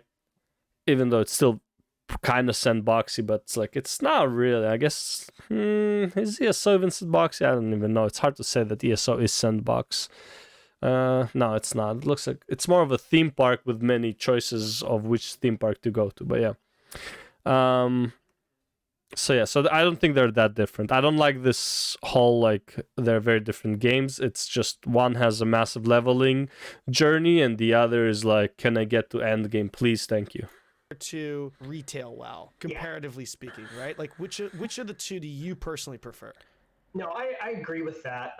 My criticism of, you know, I don't want to bash on Blizzard. I love Blizzard. I have a lot of friends there. My criticism of the Shadowlands expansion that came back for was, a lot of it felt like I was playing a single player game in a chat window. Like, I was still chatting with my friends, but we weren't doing stuff together. The campaign is mostly a single player experience, and having your friends play it with you is often kind of challenging because you're in different parts of the story or whatever. You know, the dungeons and raiding were wonderful in Shadowlands, and I really enjoyed that. And again, that's like why I play the game, but it has much more of that. It's not quite a sandbox, but it is a little bit in how you approach the different bosses. It's like, oh, we need someone to sheep this boss. We don't have a mage. What are we going to do? How are we going to solve this? Right. That kind of thing. That's really, again, that problem solving is really fun for me. So you get some of that novelty. I mean, there's like one boss like that in AQ40. Okay, everything else is not really that case. Like in frost damage. Back in challenging content. Gotcha. So factions are another big thing with MMOs. You have games like WoW where it's literally faction versus faction. Ion did it as well with a third faction. What are your thoughts and preferences when it comes to faction versus no faction? I mean, again, there are strengths and weaknesses of both approach, and I don't think you could just say there's a right and the wrong. Like, what you get out of factions is a great story because Pew, pew. you know who the bad guy is, you know who the enemy is. Like, I hate those guys. Let's go kill them. Welcome back. That is baked right in, and it's awesome. And that, just like with any any sport, you root for your team. You get that sense of tribality, I guess. So that is what factions get you. What they miss is, say you and I want to play a new MMO together, and you're like, oh, I picked these guys. I'm like, well, shit, I picked the other guys. I guess we'll never play together because now we're in different factions. Like, that's the big downside, and it's hard to get around it without watering down the story that brought you there in the first place. Right. Do you have a personal preference if you had to choose? Like, if you were going to play a game? I play games. Maybe a lot of people play games this way. I kind of play games with my friend group, so a faction doesn't really hurt us that much because we'll talk ahead of time about, hey, what are we going to do? Jesus Christ. My WoW guild, they're like, hey, are we going to be Horde or Alliance this 27-3 with Twitch. I'm assuming that's on League, right? Oh, is there even Twitch on? I don't think there's Twitch in Wild Rift, right? At least I didn't notice a Twitch in Wild Rift. Yeah, 27-3 is yeah, just League. Okay. Jungle or ADC? Or support? expansion, and that discussion happened. ADC? So, that's fucked up. Like that got fed really nicely in bot lane. Moving on. Progression. Now, this is a big one for me. In Lost Ark, in my opinion, one of the biggest downsides to Lost Ark is the daily grind. And they call it homework. Like, literally, that's the term we use. We call it homework. Those start adding up. And it's a very alt-focused game, which is another thing that I want to talk to you about after this. But it's a grind. Nobody likes it. Right? Oh, yeah. Nobody likes doing it, in the West at least. But at the same time, how do you make a game, an MMO, not repetitive? You do need to give tasks for players to do every day to log into the game and feel that progression. There's no problem with making the MMO repetitive. It's the question is how much content is repetitive. Like, how many hours of the week are you gonna spend on repetitive content, right? Because, for example, okay, so I could do, let's say I am somebody who's geared for Mythic plus 10, but Mythic plus 15 is the max, right? Like, let's take WoW as an example. I can grow out a Mythic plus 15 as much as I can. That's repetitive content. For the weekly chest, for the weekly vault, I only need 10, which is a lot. I say only, but 10 is a lot. Okay, so how many hours did I spend to fulfill my weekly quota? Let's say there's a week where I'm just like, it's a super busy week, but it's like, man, I just want to do my weekly quota and tap out, and I'll gear up and do all that other stuff when I have time. Well, now you have to log in, like, let's say Lost Ark, you have to do dailies, which is like hours, especially if you have multiple characters. In WoW, it's like you have the weeklies, which is like 25 to 30 hours, discussed previously in another video, right? It's like, when do I have the time? Like, it's like I don't even have time to play the game because I'm focusing so hard on just doing the repetitive content that I don't even want to do. I just need to do it because of the vault. So having this repetitive content is not bad. However, when it takes so long out of your day, like, for example, imagine Lost Ark daily content, full daily content, daily repetitive content was like, go in, do one dungeon or one raid, right? Usually one dungeon, let's say, right? And then no one cares that there's repetitive content. But when it's like, go to this island, go to that island, do these dungeons, do that, go to here, talk to this NPC, da-da-da. Well, I'm down on one character, let's do it on the other 10. Like, no, that fucking is horrible, right? But if you just log in, do a dungeon, whatever, boom, done. Okay? There, repetitive content for the day is done, right? But a lot of them just like, they force you to do super long repetitive content, specifically World of Warcraft, super long repetitive weekly content.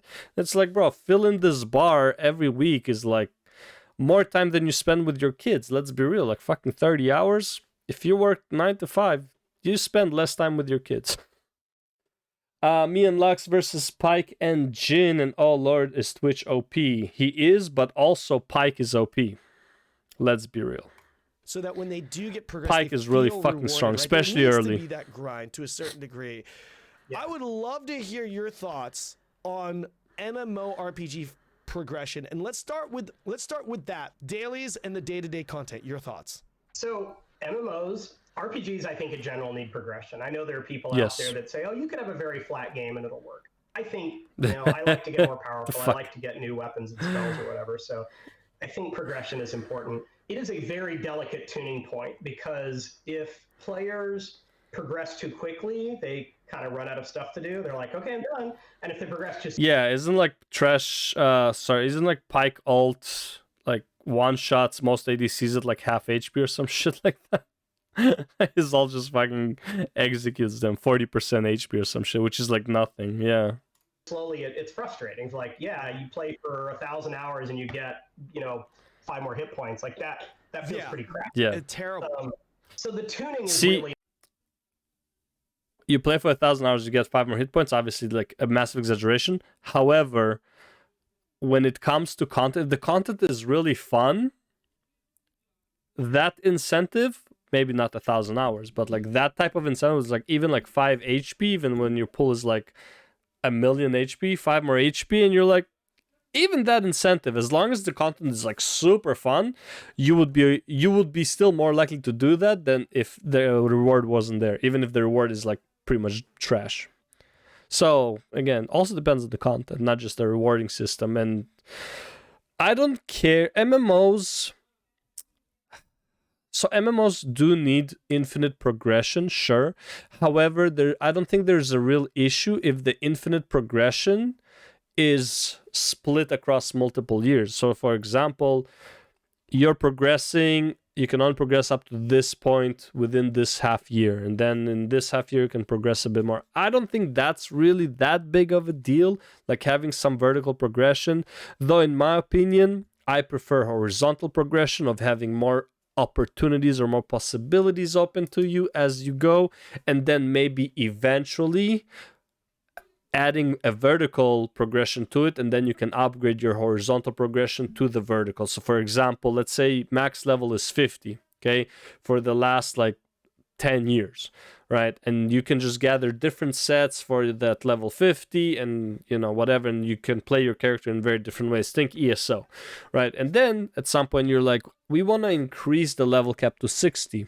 Okay, what happens to all the level 50 gear? Well, you will have a possibility to upgrade it. You will have the, in the professions, you can upgrade the item, the level of the gear with you, okay?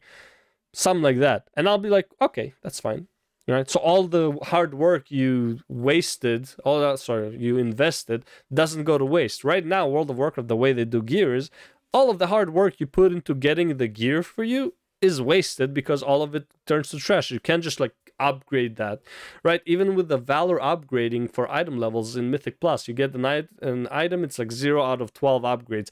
You get to 12 out of 12, let's say that's 400 item level. The next patch comes out, the item is still 12 out of 12, but it's not like you can go 12 out of 16 now. The item doesn't get upgraded. You have to find the same item again in order to upgrade it again, which is like really fucking dumb. Just make this item, and I don't think they can do it because of the coding, but make this item a 12 out of 16 when the patch comes out, and then you just have to spend Valor to upgrade it rather than just finding a brand new item and re-upgrading it again. It's fucking annoying.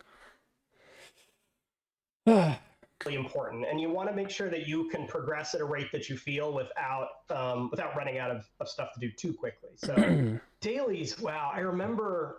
So in World of Warcraft, we added more dailies because players said, hey, I have nothing to do. I like raiding. Which is a mistake. I raid with my guild once or twice a week. What am I supposed to do the rest of the time? Which is a mistake. They added dailies because the players have nothing to do. Instead of releasing just fun content that is replayable, fuck it. Dailies, here you go. Have some chores, asshole. Originally it was, go farm flasks and other types of consumables. And over time that changed to, well, here are some quests you can do, or grinding or whatever, because you want to get X amount of currency every day to kind of. Players said they wanted to play the game more, and so that's the kind of inexpensive way from a developer standpoint. Yeah, basically. I'm sure players would love to have a new raid, but raids are expensive. Absolutely, yeah. Hard thing to do. So while you're waiting for the new raid, here have some dailies, have some currency, have some grinding. I think but then the became a better staple. games offer you choices, which are, again, it's hard to tune, because if you say, look, you could PvP for an hour or you could do quests for 10 minutes, well, everyone will pick the quest. But if you could tune it right to where people can do what they enjoy doing, or even change it up, like, oh, I'm so burned out of killing wolves, I'm going to go PvP instead. Like, that's the sweet spot. And I think that's what, as a player, and as a developer, that's what I enjoy, when the tuning is good so that you can kind of do lots of different things and be okay. Right. And you're right. It just sucks because, like, if it gets to the point where it's like, I have to do 20 dailies a day or I'm behind, that really sucks. Too many for no I'm reason. gonna Yeah. let my friends down because they're depending on me. I'm the healer, I'm the tank, whatever. And now It's like the guys who come to Mythic raid progression and they don't do their Mythic pluses, and you're like, bro, like, who do you play at top rank? Mord, Mundo, Nasus, depends on your team and if they don't have a Vayne on the enemy team. Malphite if you want a suicide. I'd say Mord is very solid though. Mord is usually solid. Fiora is pretty good now. Yorick is decent. that build sucks. It's funny because Mord it is. We were talking about earlier about smoothing off the rough edges of games. The way most people played EverQuest was you would go out and you'd do some quests, and then you'd run out of quests, and then you'd go grind on some wolves or whatever. And one of WoW's big innovations was, hey, you're never gonna reach that point where you have to go grind. Like, when you finish the quest, there's gonna be another quest, and then another quest. And WoW let you go not only from 0 to 60, just how the tables have turned. Options like, oh, I don't want to go to this zone. Next time I'm going to go to a different zone. Right. And that was kind of their big innovation. So adding lots of quests filled in the grind, but then in the end game, the daily quests almost become a different kind of grind that you log in every day. I don't love logging into games every day. Some days you just don't have TV. it. Sometimes I want to go out with my friends. It feels. It's the same for me. It's like sometimes, like, if I just start a new game, sometimes I just really want to play it. But like sometimes I just I just want to chill and watch some YouTube, catch up on some stuff, read some manga. Dude, sometimes I literally just sit in front of my computer. I'm doing absolutely nothing. I'm literally just like refreshing. I found myself one time refreshing YouTube like for almost like 2 minutes in a row. I'm just sitting and refreshing to see, like, scrolling all the way down, refreshing, scrolling all the way down, see if there's some interesting video to watch, because I really didn't feel like playing, even though I had like 3 hours available. I was like, yeah, I can fucking play right now or whatever, right? And then it's like, those days are the days I hate the most, because it's like 7 p.m. when I'm supposed to go to sleep. I'm like, bro, I just want to play this game right now. Like, fucking idiot. When you're like requiring people to log in every single day without fail, or they fall behind. Logging in every few days or maybe once a week, that I can commit to. For a game I love, I don't mind playing once a week. One of the things that I feel like Lost Ark does do well, this doesn't excuse all the dailies in my opinion, but they do have rest bonus that you can stack throughout the week, and like you get like double the loot. I feel like that's a pretty good system to really kind of take a break, right? What are your thoughts on alts? Because I'm personally not a big fan of alts, yet I'm playing a game that revolves around having a lot of alts. But okay, my opinion on alts. So here's the thing, like, I always shit on WoW that's like not alt friendly. Technically, that is not even the biggest pet peeve I have with WoW. However, I still think that WoW is unfriendly, that doesn't respect your time, that doesn't let you quit, take a break, right? For the most part, I played my Ret, which also, well, my Paladin really, like, I played Ret with Holy and Prot, approximately the same item level as my Ret, as much as I could possibly get to because of raiding. And then I would have a Warrior or a DK, maybe a Demon Hunter. I would have always a second character to kind of like fall back on to do some shit. However, the fact still remains that there's 38 specs, and I don't even know if I would enjoy playing a different class, because I just don't have time to play and test them. I just don't have time, because like just the Red, like the Paladin itself just takes pretty much all of my week. So even if I have one alt, I barely have time to play with it to the same level that I can on my Paladin to test it out, to see if I like it better, right? Because I can test like, oh, I'm doing Mythic plus 15, 16, 17, 18 on the Paladin, and I'm doing Mythic plus 3 and 4 on the DK, and like, man, I feel really strong on the DK. Okay, the point of comparison is really bad. I don't know who I'm gonna like at endgame, right? Same with like every other class. I would love to try a Shaman, right? I think Enhancement looks really fucking cool. But when I think about all the shit I have to go through in order to play it, yeah, I'm like, fuck it. I'm not even gonna bother. So I don't even know how Enhancement feels, right? It looks good.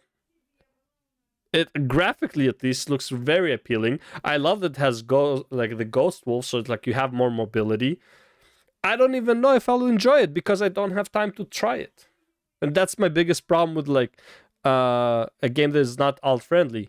However, that being the case, him saying that he doesn't like alts should not, like, even if somebody doesn't like alts, that if anything should just make him not play the game as much, and which is fine, right? Or just play your one character and that's fine. But it shouldn't prevent the game developers from making a game that is not alt friendly. It does, even if 95% of the player base doesn't want to play alts, who cares? 5% do. Make it alt friendly, because it doesn't hurt the players who don't want to play alts, but it helps the players who do want to play alts. And that's like, there's only benefit from this. Making a game alt friendly has only benefits. But I hate it all. I'm very much a one character person. One of the things I really liked about Final Fantasy is that I could play other classes, but still play my character, if that makes sense. Yes. Rather than, hey, you know what I mean? Like, what are your thoughts on alts in MMOs? Yeah, my opinions have changed a little bit over time there. When I started playing MMOs, I thought like everyone should have a main, and alts like it's almost like a failure in the game if someone has an alt, because like my friend Andy, he's a hunter, and I just want to know that Andy's a hunter. It's a role-playing game, right? We're each going to play a role. I'm a warrior, he's a hunter. And then when he starts playing his mage instead, I'm like, well, that's weird. You're a hunter. I don't like to think of you as both people. I want to know that when you're on, you're a hunter. And then my so weird. thinking shifted a little bit, because you know, I mentioned before the thought of novelty. Well, there's hardly anything in a game that gives you more novelty than playing a different class. It's like, I have to think about things differently. I have a different rotation. I care about different stats, different drops. I do different things in fighting. So and also the best way to learn someone's weakness is to play the character, right? If you just want to be good at PvP, being able to play all the characters to a decent level, not even like the top level, will help you, because you would kind of understand the cooldowns and like how much time you have for your burst, how much time their burst is gonna last, how much their defensive is gonna be, how the defensive looks like, so you identify it right away. If like, well, I'm about to burst this guy, but he has defensives up, I'm gonna go burst the other guy instead and waste. And if he pops defensive, then we know both of them don't have defensives anymore, right? So there's like all these things that like you can get all this information by trying other characters. And again, when the game doesn't allow it to be the case, it's really fucking annoying. So I think the sweet spot again comes down to restarting the game from scratch, or at the opposite extreme is playing an alt just kind of a cosmetic change, because like if you don't actually need to run additional dungeons to get gears for your alt, like why have an alt, right? You're just that's basically just flavor. I want to look like an elf instead of a dwarf or something. Right. Do you like how Final Fantasy has done it? I think it's a clever solution in that, and I assume your viewers all know that Final Fantasy lets you just have one character who can be lots of different classes, but only one at a time, and you just kind of switch. Right.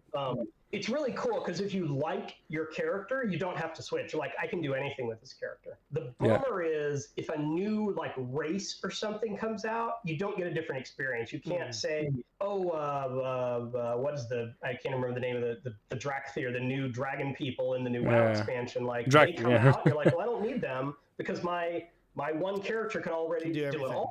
Right. And because what I really like about MMOs is the social Fair enough. aspect. That's a good take. It kind of turns me off when someone is, well, I can solve any problem with alts. And to give you an example, when I started playing World of Warcraft, like you need to find an enchanter. Like you want something enchanted, go find an enchanter. I really don't like this. As far as professions go, like with the classes and stuff like that, I can understand, you know, like why a warrior can't be a mage because he spent all of his time training with the sword. You know, it's like that I can like be like the logic like works for me. The problem with professions in WoW, like why can't I be all professions at the same time? Because the reason it doesn't work is because you can remove your profession. You cannot remove your class.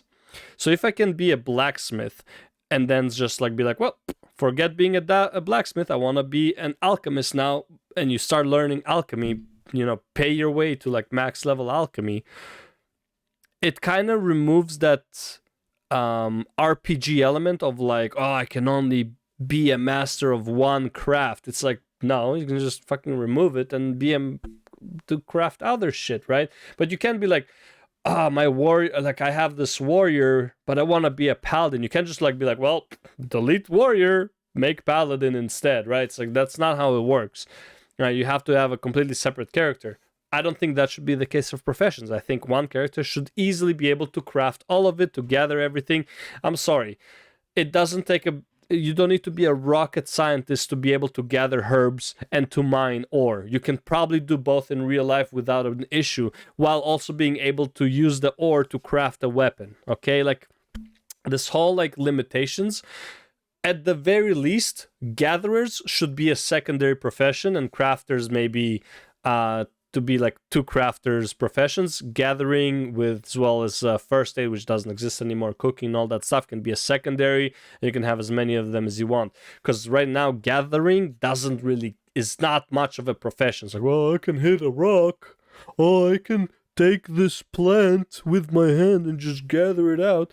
That's not much, like that's not a real skill compared to something like crafting a weapon, enchanting a scroll, fucking crafting an armor piece. That's not as much of a skill. So having them on the same category is just like completely stupid. Who can lockpick. Right. What it turned into is everyone had an enchanter. It's like, well, I have an alt as an enchanter. I'll just enchant my own stuff. I don't need other players. I'm like a one-man army. And so that kind of bums me out a little bit, because I really love the player interactions. And I think, you know, with the player economy and BDO did a really good job of that, of like, you need other players. You can't just solve it all yourself. I feel like that's something that Vanilla Arcage and Albion did very well. You have certain people that can craft certain things, and within that, it needs certain things, and that requires different professions and stuff like that. And it just became, I'm looking for a carpenter.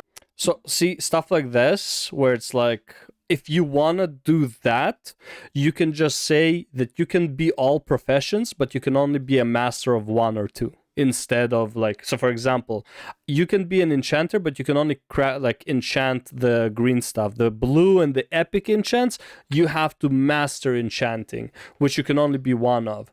Same with like, let's say you want to be a blacksmith, right? It's like you can only craft up to a certain item level. If you want to specialize in, you know, be a weaponsmith, kind of like how they actually had it in WoW. It's kind of fun. You had goblin engineering, you have the gnomish engineering, you had weaponsmithing, you had armor smithing for blacksmith, and you had to choose one or the other. And if you're a weaponsmith, you would not be able to craft certain armors, but you could still craft armors, right? They had it, so you can go with the master profession while still having all other professions. Or I'm looking for someone that can make weapons or something like that, and that definitely enhanced my experience as a player in the game for sure. I get what you're saying, definitely. And I think there are ways to have alts that don't let you kind of be the one-man army, and maybe, you know, maybe their games will figure out ways to do that. Right. Okay. So the other thing is regarding that, so he like the whole like having a one-man army that can do everything.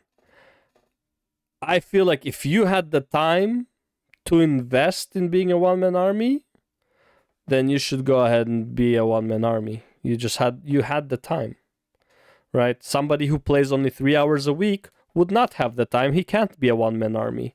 I don't think that's such a big issue. I don't think this restraint should be a thing. If people want to be one-man army and be antisocial in an MMORPG game, let them be antisocial. If someone wants to be Kirito from SAO, let him be Kirito from SAO. Obviously, he shouldn't be able to solo bosses because he's Kirito, but you get my point. If he wants to play solo in an MMORPG, fuck it.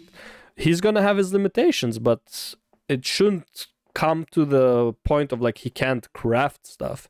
Because again, then you can just like, what's the difference between somebody, let's say like this, your account, you can only craft Like you choose the professions for the account. Okay, well, I'll just make other accounts. So now the person who can make other accounts, pay for more copies of the game and pay for more accounts, will be able to be a one-man army regardless. He's just gonna have to spend more. Right? So either way, you can be a one-man army. You will never be able to limit this. You're just gonna limit the opportunity from other players, right? So right now, the only limiting factor between a one-man army and not, it would be a time constraint, right? Because all you're doing now is like, in WoW, for example, you can be a one-man army with multiple characters, but all that shit takes a lot of fucking time. Level the character and buy the profession, or like gather the professions to max it out. So the only difference between them is the time constraint. On as far as the progression goes, your thoughts on horizontal versus vertical progress in MMOs. I think you need both. Like, I don't Amen. tend to stick with games that are just horizontal because I like to get more powerful. That's kind of Absolutely. I came into digital role-playing games from Dungeons and Dragons and physical role-playing games. So that's just what I think about a game is, you get more powerful, you get better spells, you get a better weapon. I do like having some amount of horizontal progression because the crappy way to say it is it gives you another bar to fill up. And like if you're stuck on one thing, you can work on something else. Right. Really smart games like Civilization have that I want to play one more turn feel because you're almost about to finish something. And even if like one goal is really, really far away, you turn around, another goal is really close. And then by the time you finish that goal, the other goal isn't that far away as it used to be. Right. And so, you can see where that's going. So I think clever horizontal progression does that. Right. It also kind of lets players do what they want. Like someone who says, well, I like raiding okay, but it's not my main thing. What I really like to do is, be a blacksmith and make armor and weapons for other players. Like it gives them a way to kind of focus on that without it just being make the number go up, make the DPS go up. What about obtaining and enhancing gear? You've got games like Lost Ark and BDO where you don't get drops with weapons and plus in gear. For the most part. You just enhance it, and it's like the higher you go, the less the percentage it is, and then it's just like, hey, I've got a 0.01% chance for this to go. I really hate that. Doing this epic raid boss and then getting the drop and being the lucky one to get the drop. And it's like, well, if you think about your odds of getting mythic item, whatever the highest grade is in a big raid, it's kind of works out to be the same thing. It's just packaged differently. What are your thoughts and preferences? Not really, but I hate to keep going as an answer, but there's the reason these problems aren't solved is because there's pros and cons, right? Absolutely. I love the moment of like killing the dragon, opening up the chest and like seeing what's inside. It's lame if it's just a bunch of crafting materials. It's cool if it's like, oh, it's a magic sword. That's awesome. It is. On the other hand, when you think about the fantasy of a lot of these characters, King Arthur had Excalibur and Aragorn has Anduril. It's not like Aragorn killed an orc and the orc dropped a better sword, so he vendors Anduril and now he has a new sword. That feels weird. So I get the idea that like, no, this is my sword and I'm just going to focus on making it better and better. I'm not going to throw it aside just because an axe fell out. Right, so there's different ways to do it. A game like Diablo, Path of Exile, they're very based on disposable gear. Like you're going to go through gear really quickly and you're constantly going to get gear, but you're never going to get that feeling of like, this is my sword because, you're going to go through it a lot. Right. Personally, you don't have a preference. Like, there's obviously pros and cons to both. Yeah. There's pros and cons to both. I think some games do one style better than others. I think you can still mix this up though. You can still mix them like together. You can be like upgrade the weapon up to like a +3 or a +6, whatever. You don't have to go like all the way to +15, and you can still be able to replace that weapon. But so in that case, upgrading it to a let's say +5 would be a nice number. Upgrading to a +5 should not be like too fucking hard. This is also something you can work towards. For example, let's say you made a weapon, it's a +5, right? Then you finally got the weapon that you really want to get to a +5, so you can disenchant the previous weapon and get some of the material back in order to upgrade this one, right? And then you can work on upgrading that best in slot weapon to a +5. The problem with this is how much acquisition percentage-wise, like what are the drop chances, how fast will gear change in a vertical progression, stuff like that. So I think you can still make them both work, but I feel like it will require a shit ton of calculations by the developers to time it all properly. player's perspective, do you think it's a little bit more off-putting with the whole enhancement route? If you feel like you literally have to win the lottery to get an item, it's like, oh, there's a 1 in a million chance of this item dropping. That's pretty brutal. Yeah. On the other hand, welcome to winning the WoW. lottery's awesome. And if you do get a sword and you're like, only 1 in a million players have this sword, you feel like a badass, even though it was just random, right? It's just luck. Yeah, but I really don't like that, because even though the one player feels so good about it, 9,999,999 players feel really bad every time it doesn't drop. So I don't think the trade-off is worth it. Just because the one player is happy about it doesn't mean that his happiness triumphs over like everyone else's fucking misery. Luck that you got it, but that's something special. And I think we've almost lost something in games now that players have the expectation of, I'm gonna finish my gear. I'm gonna look at what the best in slot items are. I'm gonna acquire them all, and that's kind of my journey, because then you never will have that moment of nobody else has this weapon. Like, I'm the only one that has this weapon, and people are gonna see me in town and be like, dude, I can't believe you got that. Dude, if you want it to be the case, then like 0.01 chance of something dropping is like way too high. It has to be like 0.0000, or thousands of players are going to get it on the first day. It's one of those things where it's like the harder an item is to get, it is off-putting because people don't get it. But if you are one of the few that get it, that's like, I mean, everyone wants to show off, right? Show how big their stuff is, right? Like when it comes to an MMO, like, look at me. Like, everyone wants that. But I think it's off-putting because the games give us the expectation that, oh, you are able to get that, like you should get it. I think one of the most brilliant things that the Battle Royale games do is when you know there's 100 players, you know your chance of being the last player is really rare. Like 99 other players have to screw up for you to be that last player. Right. So you go in with the expectation that you probably won't get it. And then when you do get it, and most people get it eventually, like it feels amazing. And you tell all your friends, and like chicken dinner, whatever, is great. Because you don't expect it. And I wish... Yeah, it's like when you're leveling, let's say in BFA when you were leveling, and then you got T-Boo's a BOE weapon. You get pretty fucking happy because you don't expect it to happen. Yeah, and also it used to sell for a shit ton of money, so... You get MMOs back to that point of, I don't expect to get a new item, so when I do, it feels wonderful. That much better. Yeah, much better. But it's hard. It's hard. No one wants to go raid, kill a dragon. So you do like having certain items, like, let's just use that as an example, the Sword of 1,000 Truths, like that in a game, like that mysterious weapon or item that it could be in the form of a mount even too. Like you like having. World of Warcraft is like that, super rare, and so people were so excited when they saw it. Well, also the lore behind it. Last thing in regards to progression, I just want this will be a quick one, but one of the biggest turnoffs that I've had with BDO, and still my favorite mount to this day, breaking and downgrading gear, backwards progression. I personally hate it. I really hope that's not in the Riot MMO. Your thoughts on backwards progression? At Riot, we talk a lot about high highs and low lows, right? And PvP games tend to have high highs and low lows. And low low is like, wow, this sucks. Like, I didn't just get beat, I got crushed. I got annihilated. And it feels weird to say that you want that in a game, but it matters, because if you got annihilated, some other player is like, feeling great. I feel great. I got a pentakill, whatever. Not gonna lie, games where I completely demolish my lane are not as fun as games where like the lane is pretty hard and then you triumph. So having these high low lows, in my opinion, is not that good. But again, I'm very subjective point. Some people do get excited by pentakilling, just being overpowered. Same with like Gojo over here, who went 27-3. But in my opinion, a game where you go 27-3 probably gets really fucking boring, because your lane is just fucking giving you free kills, you get overpowered, and then you just go and demolish the whole map.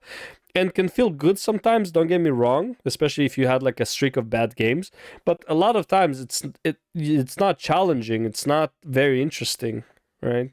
Especially like I play Kassadin. If I get a snowball early, it's like, well, this game is over. I'm not even having fun anymore. I'll just go and start fucking suicide bombing into them and just die a few times to make it interesting. Like it gets super fucking boring to just completely stomp the enemy.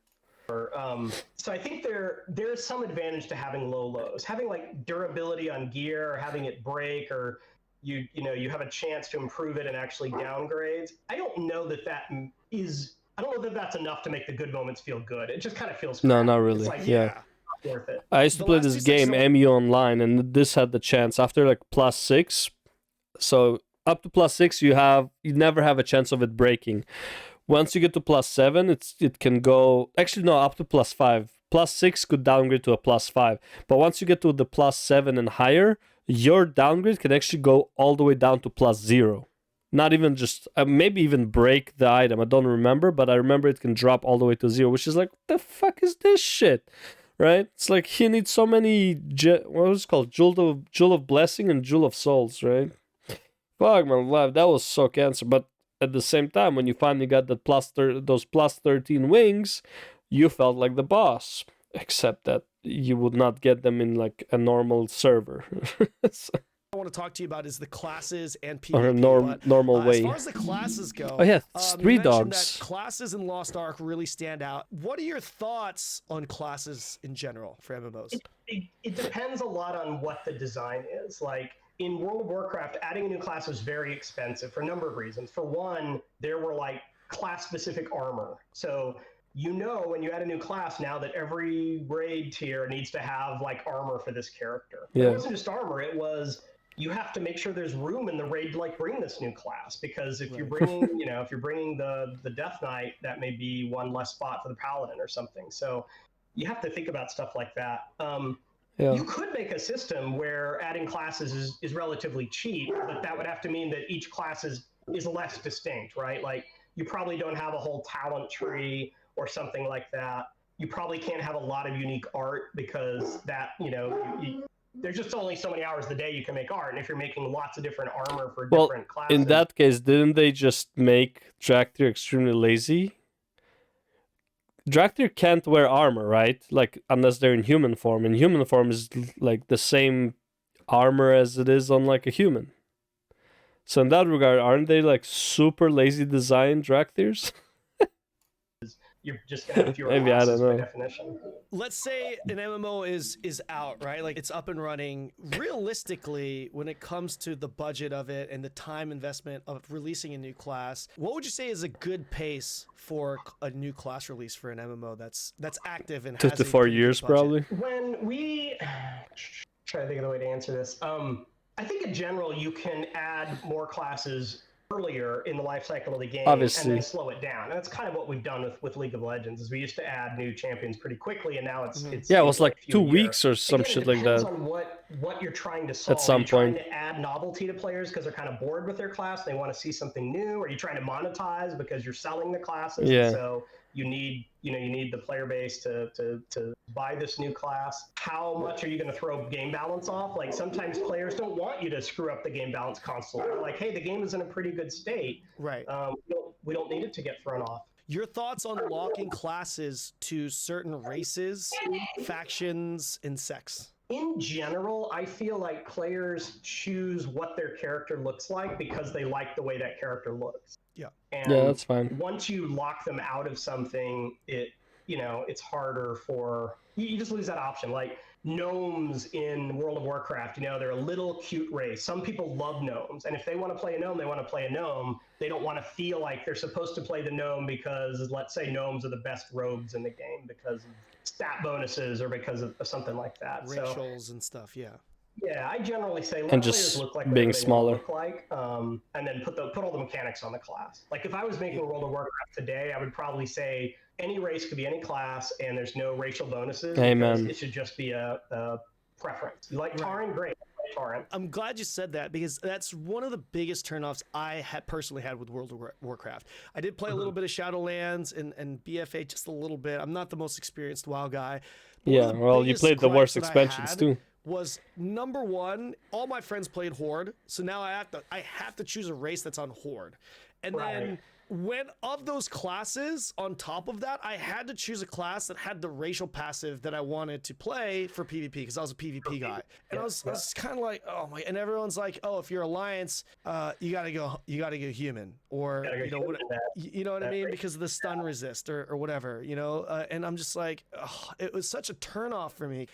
Yeah. But I get it. Again, coming from For a like the trinket. Dungeons and Dragons roots, you just expect, oh, I'm an elf. I should be better at some things than a human, Right. you know? And that, I know that's where it came from. I just think in terms of where we are with video games, like just let people look like whatever they want to look like, and don't who cares worry about it. Right. So as far as letting people look like what they want to look like, I will also say, like, I don't like, if I'm gonna play a human, I'd rather be able to customize my character to really make it look like how I like it, how I prefer it to look like. And I know there's plenty of people that literally spend hours in the character customization. Really customizing their game, even though they're never going to actually see their character's face because of a helmet or a top-down view or whatever that may be, right? What are your thoughts on games and MMOs that do have a deep customization? So in an MMORPG, you would usually care about what you look like. I don't understand people who care about ARPG, how you look like. I don't understand people who care how they look like in a shooter where you actually never see yourself, you only see your gun, right? Games like this, like where there's too much character customizations, like, why are you wasting dev time on this? No one will ever fucking look at this. No one cares. Just fucking move on. I mean, have like a few presets, like, okay, good, it's a shooter, you're never looking at yourself. However, MMORPGs, a very big component of the game is your personal cosmetic, personal appearance. So that one, I think, the more customization, the better, because the whole point of the game is customization, customizing your build, customizing the content you do, customizing your fucking appearance, everything, right? Customizing which mount you want. Is that important to you as a gamer, or do you not really care? So as a gamer, it's not something I care a ton about. Like, I don't spend hours making my character. Yeah. I understand some players that's really important. And some of the like Eastern MMOs, there's like is it Moonlight Blade? Like, it's sliders, crazy the amount of customization. Sliders like, everywhere. I mean, people have seen, you know, in the West games that offer a lot of customization, but it's nothing like a game like Moonlight Blade, where it's like a human simulator. Like, anything you could possibly imagine you can do. And people will like create K-pop stars and stuff because you can get to that level of fidelity. Right. God damn. And that's the player expectation. I think the downside is, crazy. Do you want to spend 3 hours doing your character's eyebrows before you even like jump in the game and decide if you like it or not? Right. True. To kind of close the subject out, a lot of that does depend on the budget, right? Because I'd imagine a game like Moonlight Blade, those games that offer that feature, that's a big budget. That is not cheap to add into the game, right? That is big budget, yeah. I feel like it did like a whole team to build that. Yeah, absolutely. And again, if it's a mobile game, like, you might not be able to even see that level of fidelity. Like, you have won't. Like a really cool birthmark next to your eyelash, but no one gets but why? Just to see it. Exactly. All right, so the last section I want to talk to you about is the PvP section. If I'm going to be realistic about it, is that every MMO, even WoW, where the PvP scene is very, very big, I'd say probably the biggest PvP scene of all MMOs. Even a game like WoW, the population of PvP is somewhere between 1% to 10%, right? Is that a pretty big factor? I mean, 10% of your players could still be a lot of players, right? Like, sure, 10% absolutely. of your players may play warriors, or even fewer than that. So it's still it's still a lot of people. It just doesn't fit with some games. Some games want to be more story based. They want to be more cooperative. PvP does take a lot of effort to balance. Sure. Like, that's the biggest thing. PvE is so easy compared to balancing PvP. The monster doesn't care if it's stunned for 6 seconds. 6 seconds is an eternity for a player to. Oh God, tell me about PvP it. is very hard to 20 get seconds right. CC in WoW, good times. Made it twice as hard for us because we didn't want to have rules work differently for the most part. We started to get away from that at the end of my tenure, and I'm not even sure what they do today, but. But I say rules work differently, like, well, this stuns a monster for 6 seconds, but a person for only 1 second, or it does less damage to players. So it was like 4 seconds instead of 6. Yeah. You give yourself at least some knobs to turn to be able to balance both systems. What really sucks is when PvP players have to just eat something because it was added for PvE, or PvE gets nerfed because of PvP. It's like, oh, welcome to Red Paladin. I just raid. But now I'm a less effective healer this week because you guys couldn't balance your PvP game. Right? That's the part as a player and a dev, I really want to avoid. I'm very much looking forward to the PvP and Riot MMO if it's added to the game. I know there's nothing confirmed about the game, but if it is added, I think I'd be very, very excited to try it out. Now, with that said, though, one of the reasons why PvP isn't as successful in Lost Ark is because of how difficult it is and the experience that you get as a new player. If you're playing against someone that knows what he's doing and you're a little bit less experienced, your experience in PvP is just getting stun locked and just dying. Like whether it's getting one shot or 2 comboed or 3 comboed, you're just gonna go in there, get staggered or get stunned, and then it's over. And that's just like a bad experience for a lot of people, right? Generally speaking, like what are your thoughts on like the combat of PvP? Yeah, I mean, we've learned a lot of this from League of Legends and Valorant is players want to have some agency. It really sucks when you feel like there was nothing I could do. You know, you want to say, you want to learn from the encounter and think about what would you do differently next time? Like, oh, well, I used my CC immunity too soon, or I should have countered with this earlier. Like, then you feel like even though you lost, you kind of know what you're going to do better next time. The reason, like, the stun lock to one shot feels so bad is you're like, well, what could I have done? There was nothing I could have done. I got jumped, I got stunned, I couldn't get out of it, and then I got killed before I could get out of the stun. Like, you gotta predict. You gotta live in the future. There's nothing you can do. Right. But yeah, if you got ganked out in the open world and they were much more powerful than you, that's a little different. But if it's supposed to be a fair fight and it just came down to like who got the CC off first, that's not player skill, right? That's not like a back and forth. That's just someone got lucky and that determined the outcome. Making it even more ping sensitive as well, because ping is also something that we have to deal with in the West as well. Forgot to actually ask this earlier, and I was just reminded by this based off of our PvP talk. Tab targeting versus action combat. This is another very big discussion amongst all MMOs. What do you prefer, and what do you like seeing in MMOs? Are you an action combat guy, or are you a tab target guy? And then you have games like Guild Wars, by the way, that's like a mixture of both. What are your thoughts? It's like a lot of my answers. There are, like you said, there's strengths and weaknesses to both. I've probably played more tab targeting games than action games. Maybe it's just because action games haven't had as much time to mature and they'll get there. But a lot of MMO combat is complicated enough that trying to like stay on the target, thinking that someone was in range when they weren't, like those are pretty frustrating moments, and they feel like you're fighting the game versus fighting the enemy or the other player. Right. So which game do you feel like you enjoyed the most as far as the combat goes?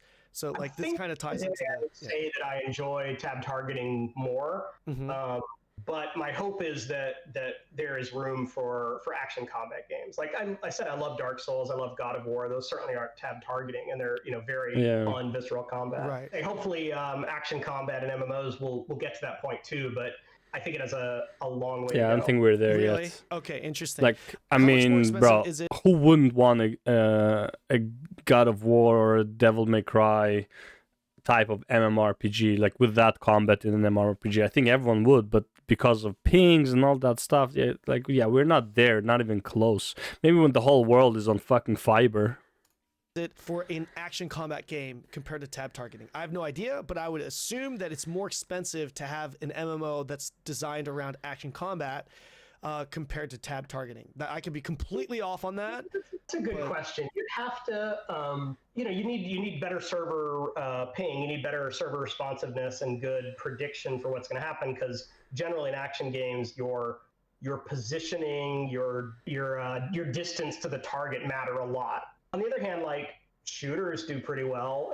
They have like very, very, important, being able to get a headshot or something like that is down to the microseconds sometimes. So I think it can be done. I think ranged combat is generally easier to design than melee combat, and a lot, Destiny is largely a ranged game, but a lot of the MMOs we're talking about are fantasy, and there's an expectation of I'm going to be up close fighting someone with a sword. And so getting the melee combat to work when you have to be up close, you have to be on top of someone. The swing generally takes longer than just firing another bullet. I think those are all the challenges that action combat is still working on. But pretty good in Lost Ark. Feels pretty good in Diablo. So yeah, it does. But I feel like it does because it's isometric. It's top down. I feel like it's completely different if you're doing it in 3D. It'd be so frustrating of someone like jumping around behind you, you know, in a real action combat game that was over the shoulder camera. That would just be like, where'd they go? You know, you're constantly. But that's the part I dislike the most about PvP and MMOs is the jumping around, the circling. That's not my fantasy of martial arts or sword fighting. Yes, 100%. Oh my god, bro, I can't believe he actually said it. Oh my god, I can't believe he actually said it. Okay, so you know how like WoW PvP is? You blow your load, if the guy didn't die, you start running behind pillars and shit like that. It's like every time, like LOS plays. Like literally most matches are LOS plays. It's so fucking annoying, it's not fun, it's... Oh my god. So many reasons I hate WoW PvP, but like that is one of the biggest ones. Just like LOS plays, it's like, bro, like, fuck, what are we doing here? Like, just get me out, fuck this. Running around a fucking pillar trying to get to the mage or the rogue, and then it's like they're finally out of combat, so they fucking stealth, or the mage finally got his cooldown for the CC. By the time you get to him, he CCs you. Like, man, fuck off. Gotcha. Right. Do you like? I don't know if you've watched Fucking the competitive bouncing from pole to arena pole tournaments, but No. like if you watch them, it literally looks like one of those Chinese kung fu movies where the characters have like teleporting powers. They're just like going like this, or those Dragon Ball Z, fight scenes where they're just going like this. It's actually kind of insane. Do you prefer something that's a little bit slower, a little bit more boomer friendly, or do you like that off the wall? Like you look at it, you're like, holy shit, like this is crazy. This is insane. I like it when players can demonstrate skill, and I like, that goes for rating too. Is it doesn't have to be one size fits all. Like what makes a fun PvP bout to watch is seeing extreme skill in play. And so I think it's fine if some players can pull off like ridiculous moves that not everyone else can. Yeah. Okay, so the last thing that I'll ask you, and we could just do this really quick, but it's the lore, and this is I don't know Necrit. I hope I'm saying his name correctly. I've heard both Necrit and Necrit. Necrit. Okay, I apologize if you watch this video, but his He videos are definitely fantastic. watched this. And I saw you on your Twitter actually link the video, and you're like, I cannot confirm nor deny this. Right, and I've been studying a lot of the lore myself, or as much as I can, with this game, because recently. I definitely want to cover it. I want to know everything about it. How important is it for you guys to stay true to that lore for the MMO? Is it going to be a little bit of variation, or are you guys going to be like trying to recreate that story within the MMO? Yeah, so like again, without giving any announcements, I could just tell you how we at Riot overall think about it, which is, we want players to have that investment. And if you feel like, everything's fluid, everything could change at a moment's notice, it's hard to be invested in the lore, because like nothing matters, nothing has stakes, it's just going to constantly change or be retconned. So the way we think about it is there are core truths about the world, about the characters. And if you violate those, that's pretty risky. So gotcha. Batman is a billionaire who goes out at night, dressed as a bat. If you made a Batman story where he goes around killing people with a sword, people could be like, that doesn't feel like Batman. Like, what do you do here, Yeah, right? It makes sense. But if you tell a story where you say like, hey, Batman's favorite food is lobster thermidor,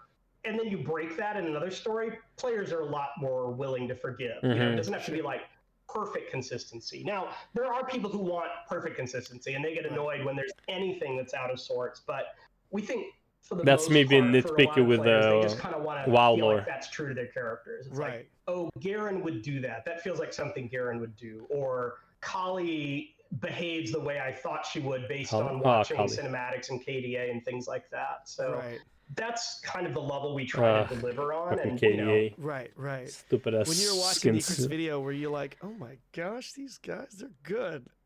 or was it just, like, what was the reaction you had? He's been a fan of for a while. So 2013, I think he started. A lot. There's things he totally gets wrong, and he'd probably be the first to admit it. Where he's like, "Oh, look, I'm going to connect the dots," and we're just like, "Nope, totally wrong." But but that's why the speculation's fun. If it was very easy to guess everything, it wouldn't be fun to talk about. 'Cause you're like, makes sense. Wait, is that true? Is it, that's the fun part. Right. It's funny you say that, because one of the things that I'm really curious about when it comes to the races for the Riot MMO, because like one of your races has like 20 races within it, like the hybrid, right? The hybrid race, right? Like They talk about the Messiah, yes, like art, art animal, yeah. Because then each one of those could be like a race, or if it's just gonna be a few. I don't know. I'm just kind of curious as to I how think you it would guys just be are gonna do it. customization Is there options. anything? because like we don't have elves and dwarves. We don't have a lot of standard fantasy races. It's honestly a very human centric IP. Yeah. Right. A lot of the characters you see depicted are human. Like almost everyone in Arcane was human. That's just the world we made, for better or worse. I will ask this question on behalf You still of have the Yordles. entire MMO community. But the last question I will leave you with is there anything that you can say about the Riot MMO that hasn't been shared already? Is there anything? The smallest little thing. Is there anything? I guess I will say players have made a lot of assumptions, and some of them are just flat out wrong, and that's been fun for us to be like, oh yeah, they think they figured this all out, and they've totally gotten it wrong. So that's been fun for us. Would be really nice if he's like gives an example of something that people assumed is wrong. But yeah. Has there ever been anyone that has said something that would be the equivalent of Game of Thrones spoiler here? Gonna be sitting on the Iron Throne at the end, like where you're like, oh my god, this guy, how did he come up with that? He's actually right. Has there been anyone that you've seen? If you're talking about like the biggest, darkest secrets, crazy story twist, no, I don't think I've seen that yet. Okay, but they also, we haven't said much about it all. They also haven't figured really all of those out. Right yeah. now. One of the things Riot has done is gotten players to the point where they trust us to get it right. Like we may not get it right away, and we'll make mistakes, but give enough time and feedback will. I mean, like I said this 100 times before, and I'll say it again. A 1.0 launch rarely is very good. Okay, there's so much shit to fix. However, that being the case, it doesn't mean it's gonna be like a fucking garbage release, right? Especially when it has so much fucking hype behind it, right? I'm expecting like a 40% drop off from like when a game releases almost immediately, right? It's like maybe within a month, just like a shit ton of players are gonna play, and then like 40% just like boom, bounce, right? It's like not the game for me. I gave it a shot, right? But yeah, a 1.0 release is always like a lot more tedious than what the game will actually be like in a year or two. Like it is what it is. I mean, you got to get the numbers right. You can't get them right until you have like so many players playing for a long time. I mean, it is what it is. They can only test so much and can assume certain numbers, but until players actually become degenerates in the gameplay, like some things you just won't figure out. Try to do the right thing. Okay, so you obviously can't give us any dates in regards to anything, but would you be able to tell us maybe when you'll be able to say, hey, I think we're going to start releasing some information now? Is that something that like is still years away, even that? Or is that something that we can maybe even expect in 2023? If you can't answer that, then obviously that's fine. The way I'll answer it is we want to be able to communicate when we have real information. Yeah. Right. Gotcha. Well, probably when we're comfortable with that is when we'll start talking about it more. And again, this is not going to be what we call in the business the grand reveal, where suddenly one day, here's everything. Here's everything. Maybe hints. A slow trickle that goes on for a long time. Well, Mr. Greg, I really appreciate you making the time for doing this interview with me. I wanted to have an opportunity to talk to the man that's directing it and get to know you as a person. If there's anything that I've learned from Lost Ark, if the consumers and the players have a lot of respect and love for the director that's running the game, then that really goes a long ways, and I wish nothing but the best for the future of this game. This is also true. Same with Final Fantasy. A lot of stuff in Final Fantasy is being forgiven because of the dev team, because people they have faith in Yoshi P that he will do right by the players. I'm assuming Lost Ark is very similar. I've seen I don't know about the new director. I think the old director had to resign because of health issues. But as far as I know, the old game director for Lost Ark was very loved by the player base, and because he was really passionate, really loved the game, and he wanted it to be fantastic. I don't know who the new game director will be and what the direction will be. Hopefully he won't lose favor with the players. But the reason people don't like Blizzard is because they also don't like the game director too much. It's like a straight up lies or like misdirects public. He's a fucking lawyer. I mean, obviously he's gonna do this shit, right? Like the way he says certain things, you're like, this is not the case at all, right? So to talk to players about it is a what big we're factor. working on, and we can do this again when we actually have something to say. I'd love to.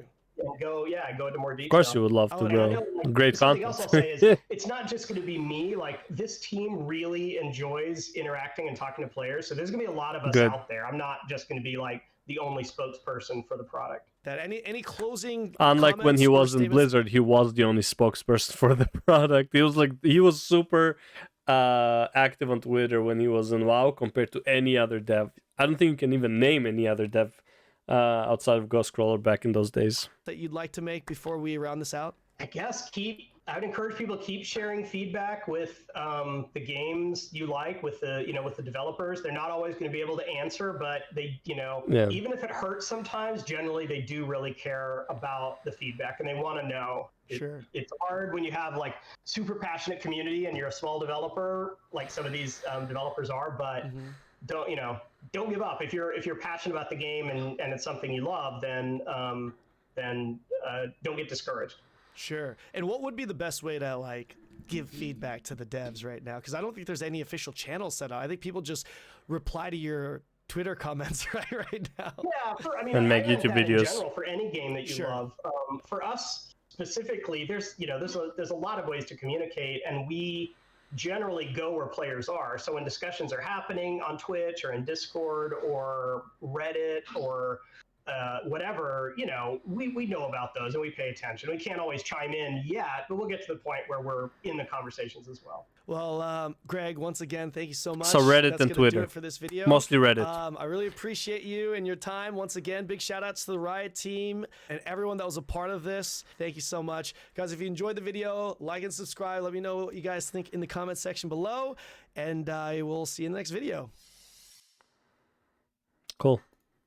Boost in Lost Ark, new players must try. No, I'll pass on the Lost Ark stuff. Anyways, yeah, fantastic interview. I mean, it's basically like his perspective as a person, as a gamer and as a developer into just the genre, which is really, really good. It does give you certain hints on the direction. For example, wanting it to be, their goal is to make it a free-to-play with a lot of cosmetics, right? So things like that. It's definitely going to be based on this, vertical with maybe some horizontals. So it does give you a few hints about what the game is going to be like, and that is actually like more than enough. Again, like, is necessarily going to be like that? No, but like at least you know what he kind of aims for. As far as the world goes, obviously he won't be sharing anything, so that I came knowing that. Anyways, yep, that's the video. Thanks for watching.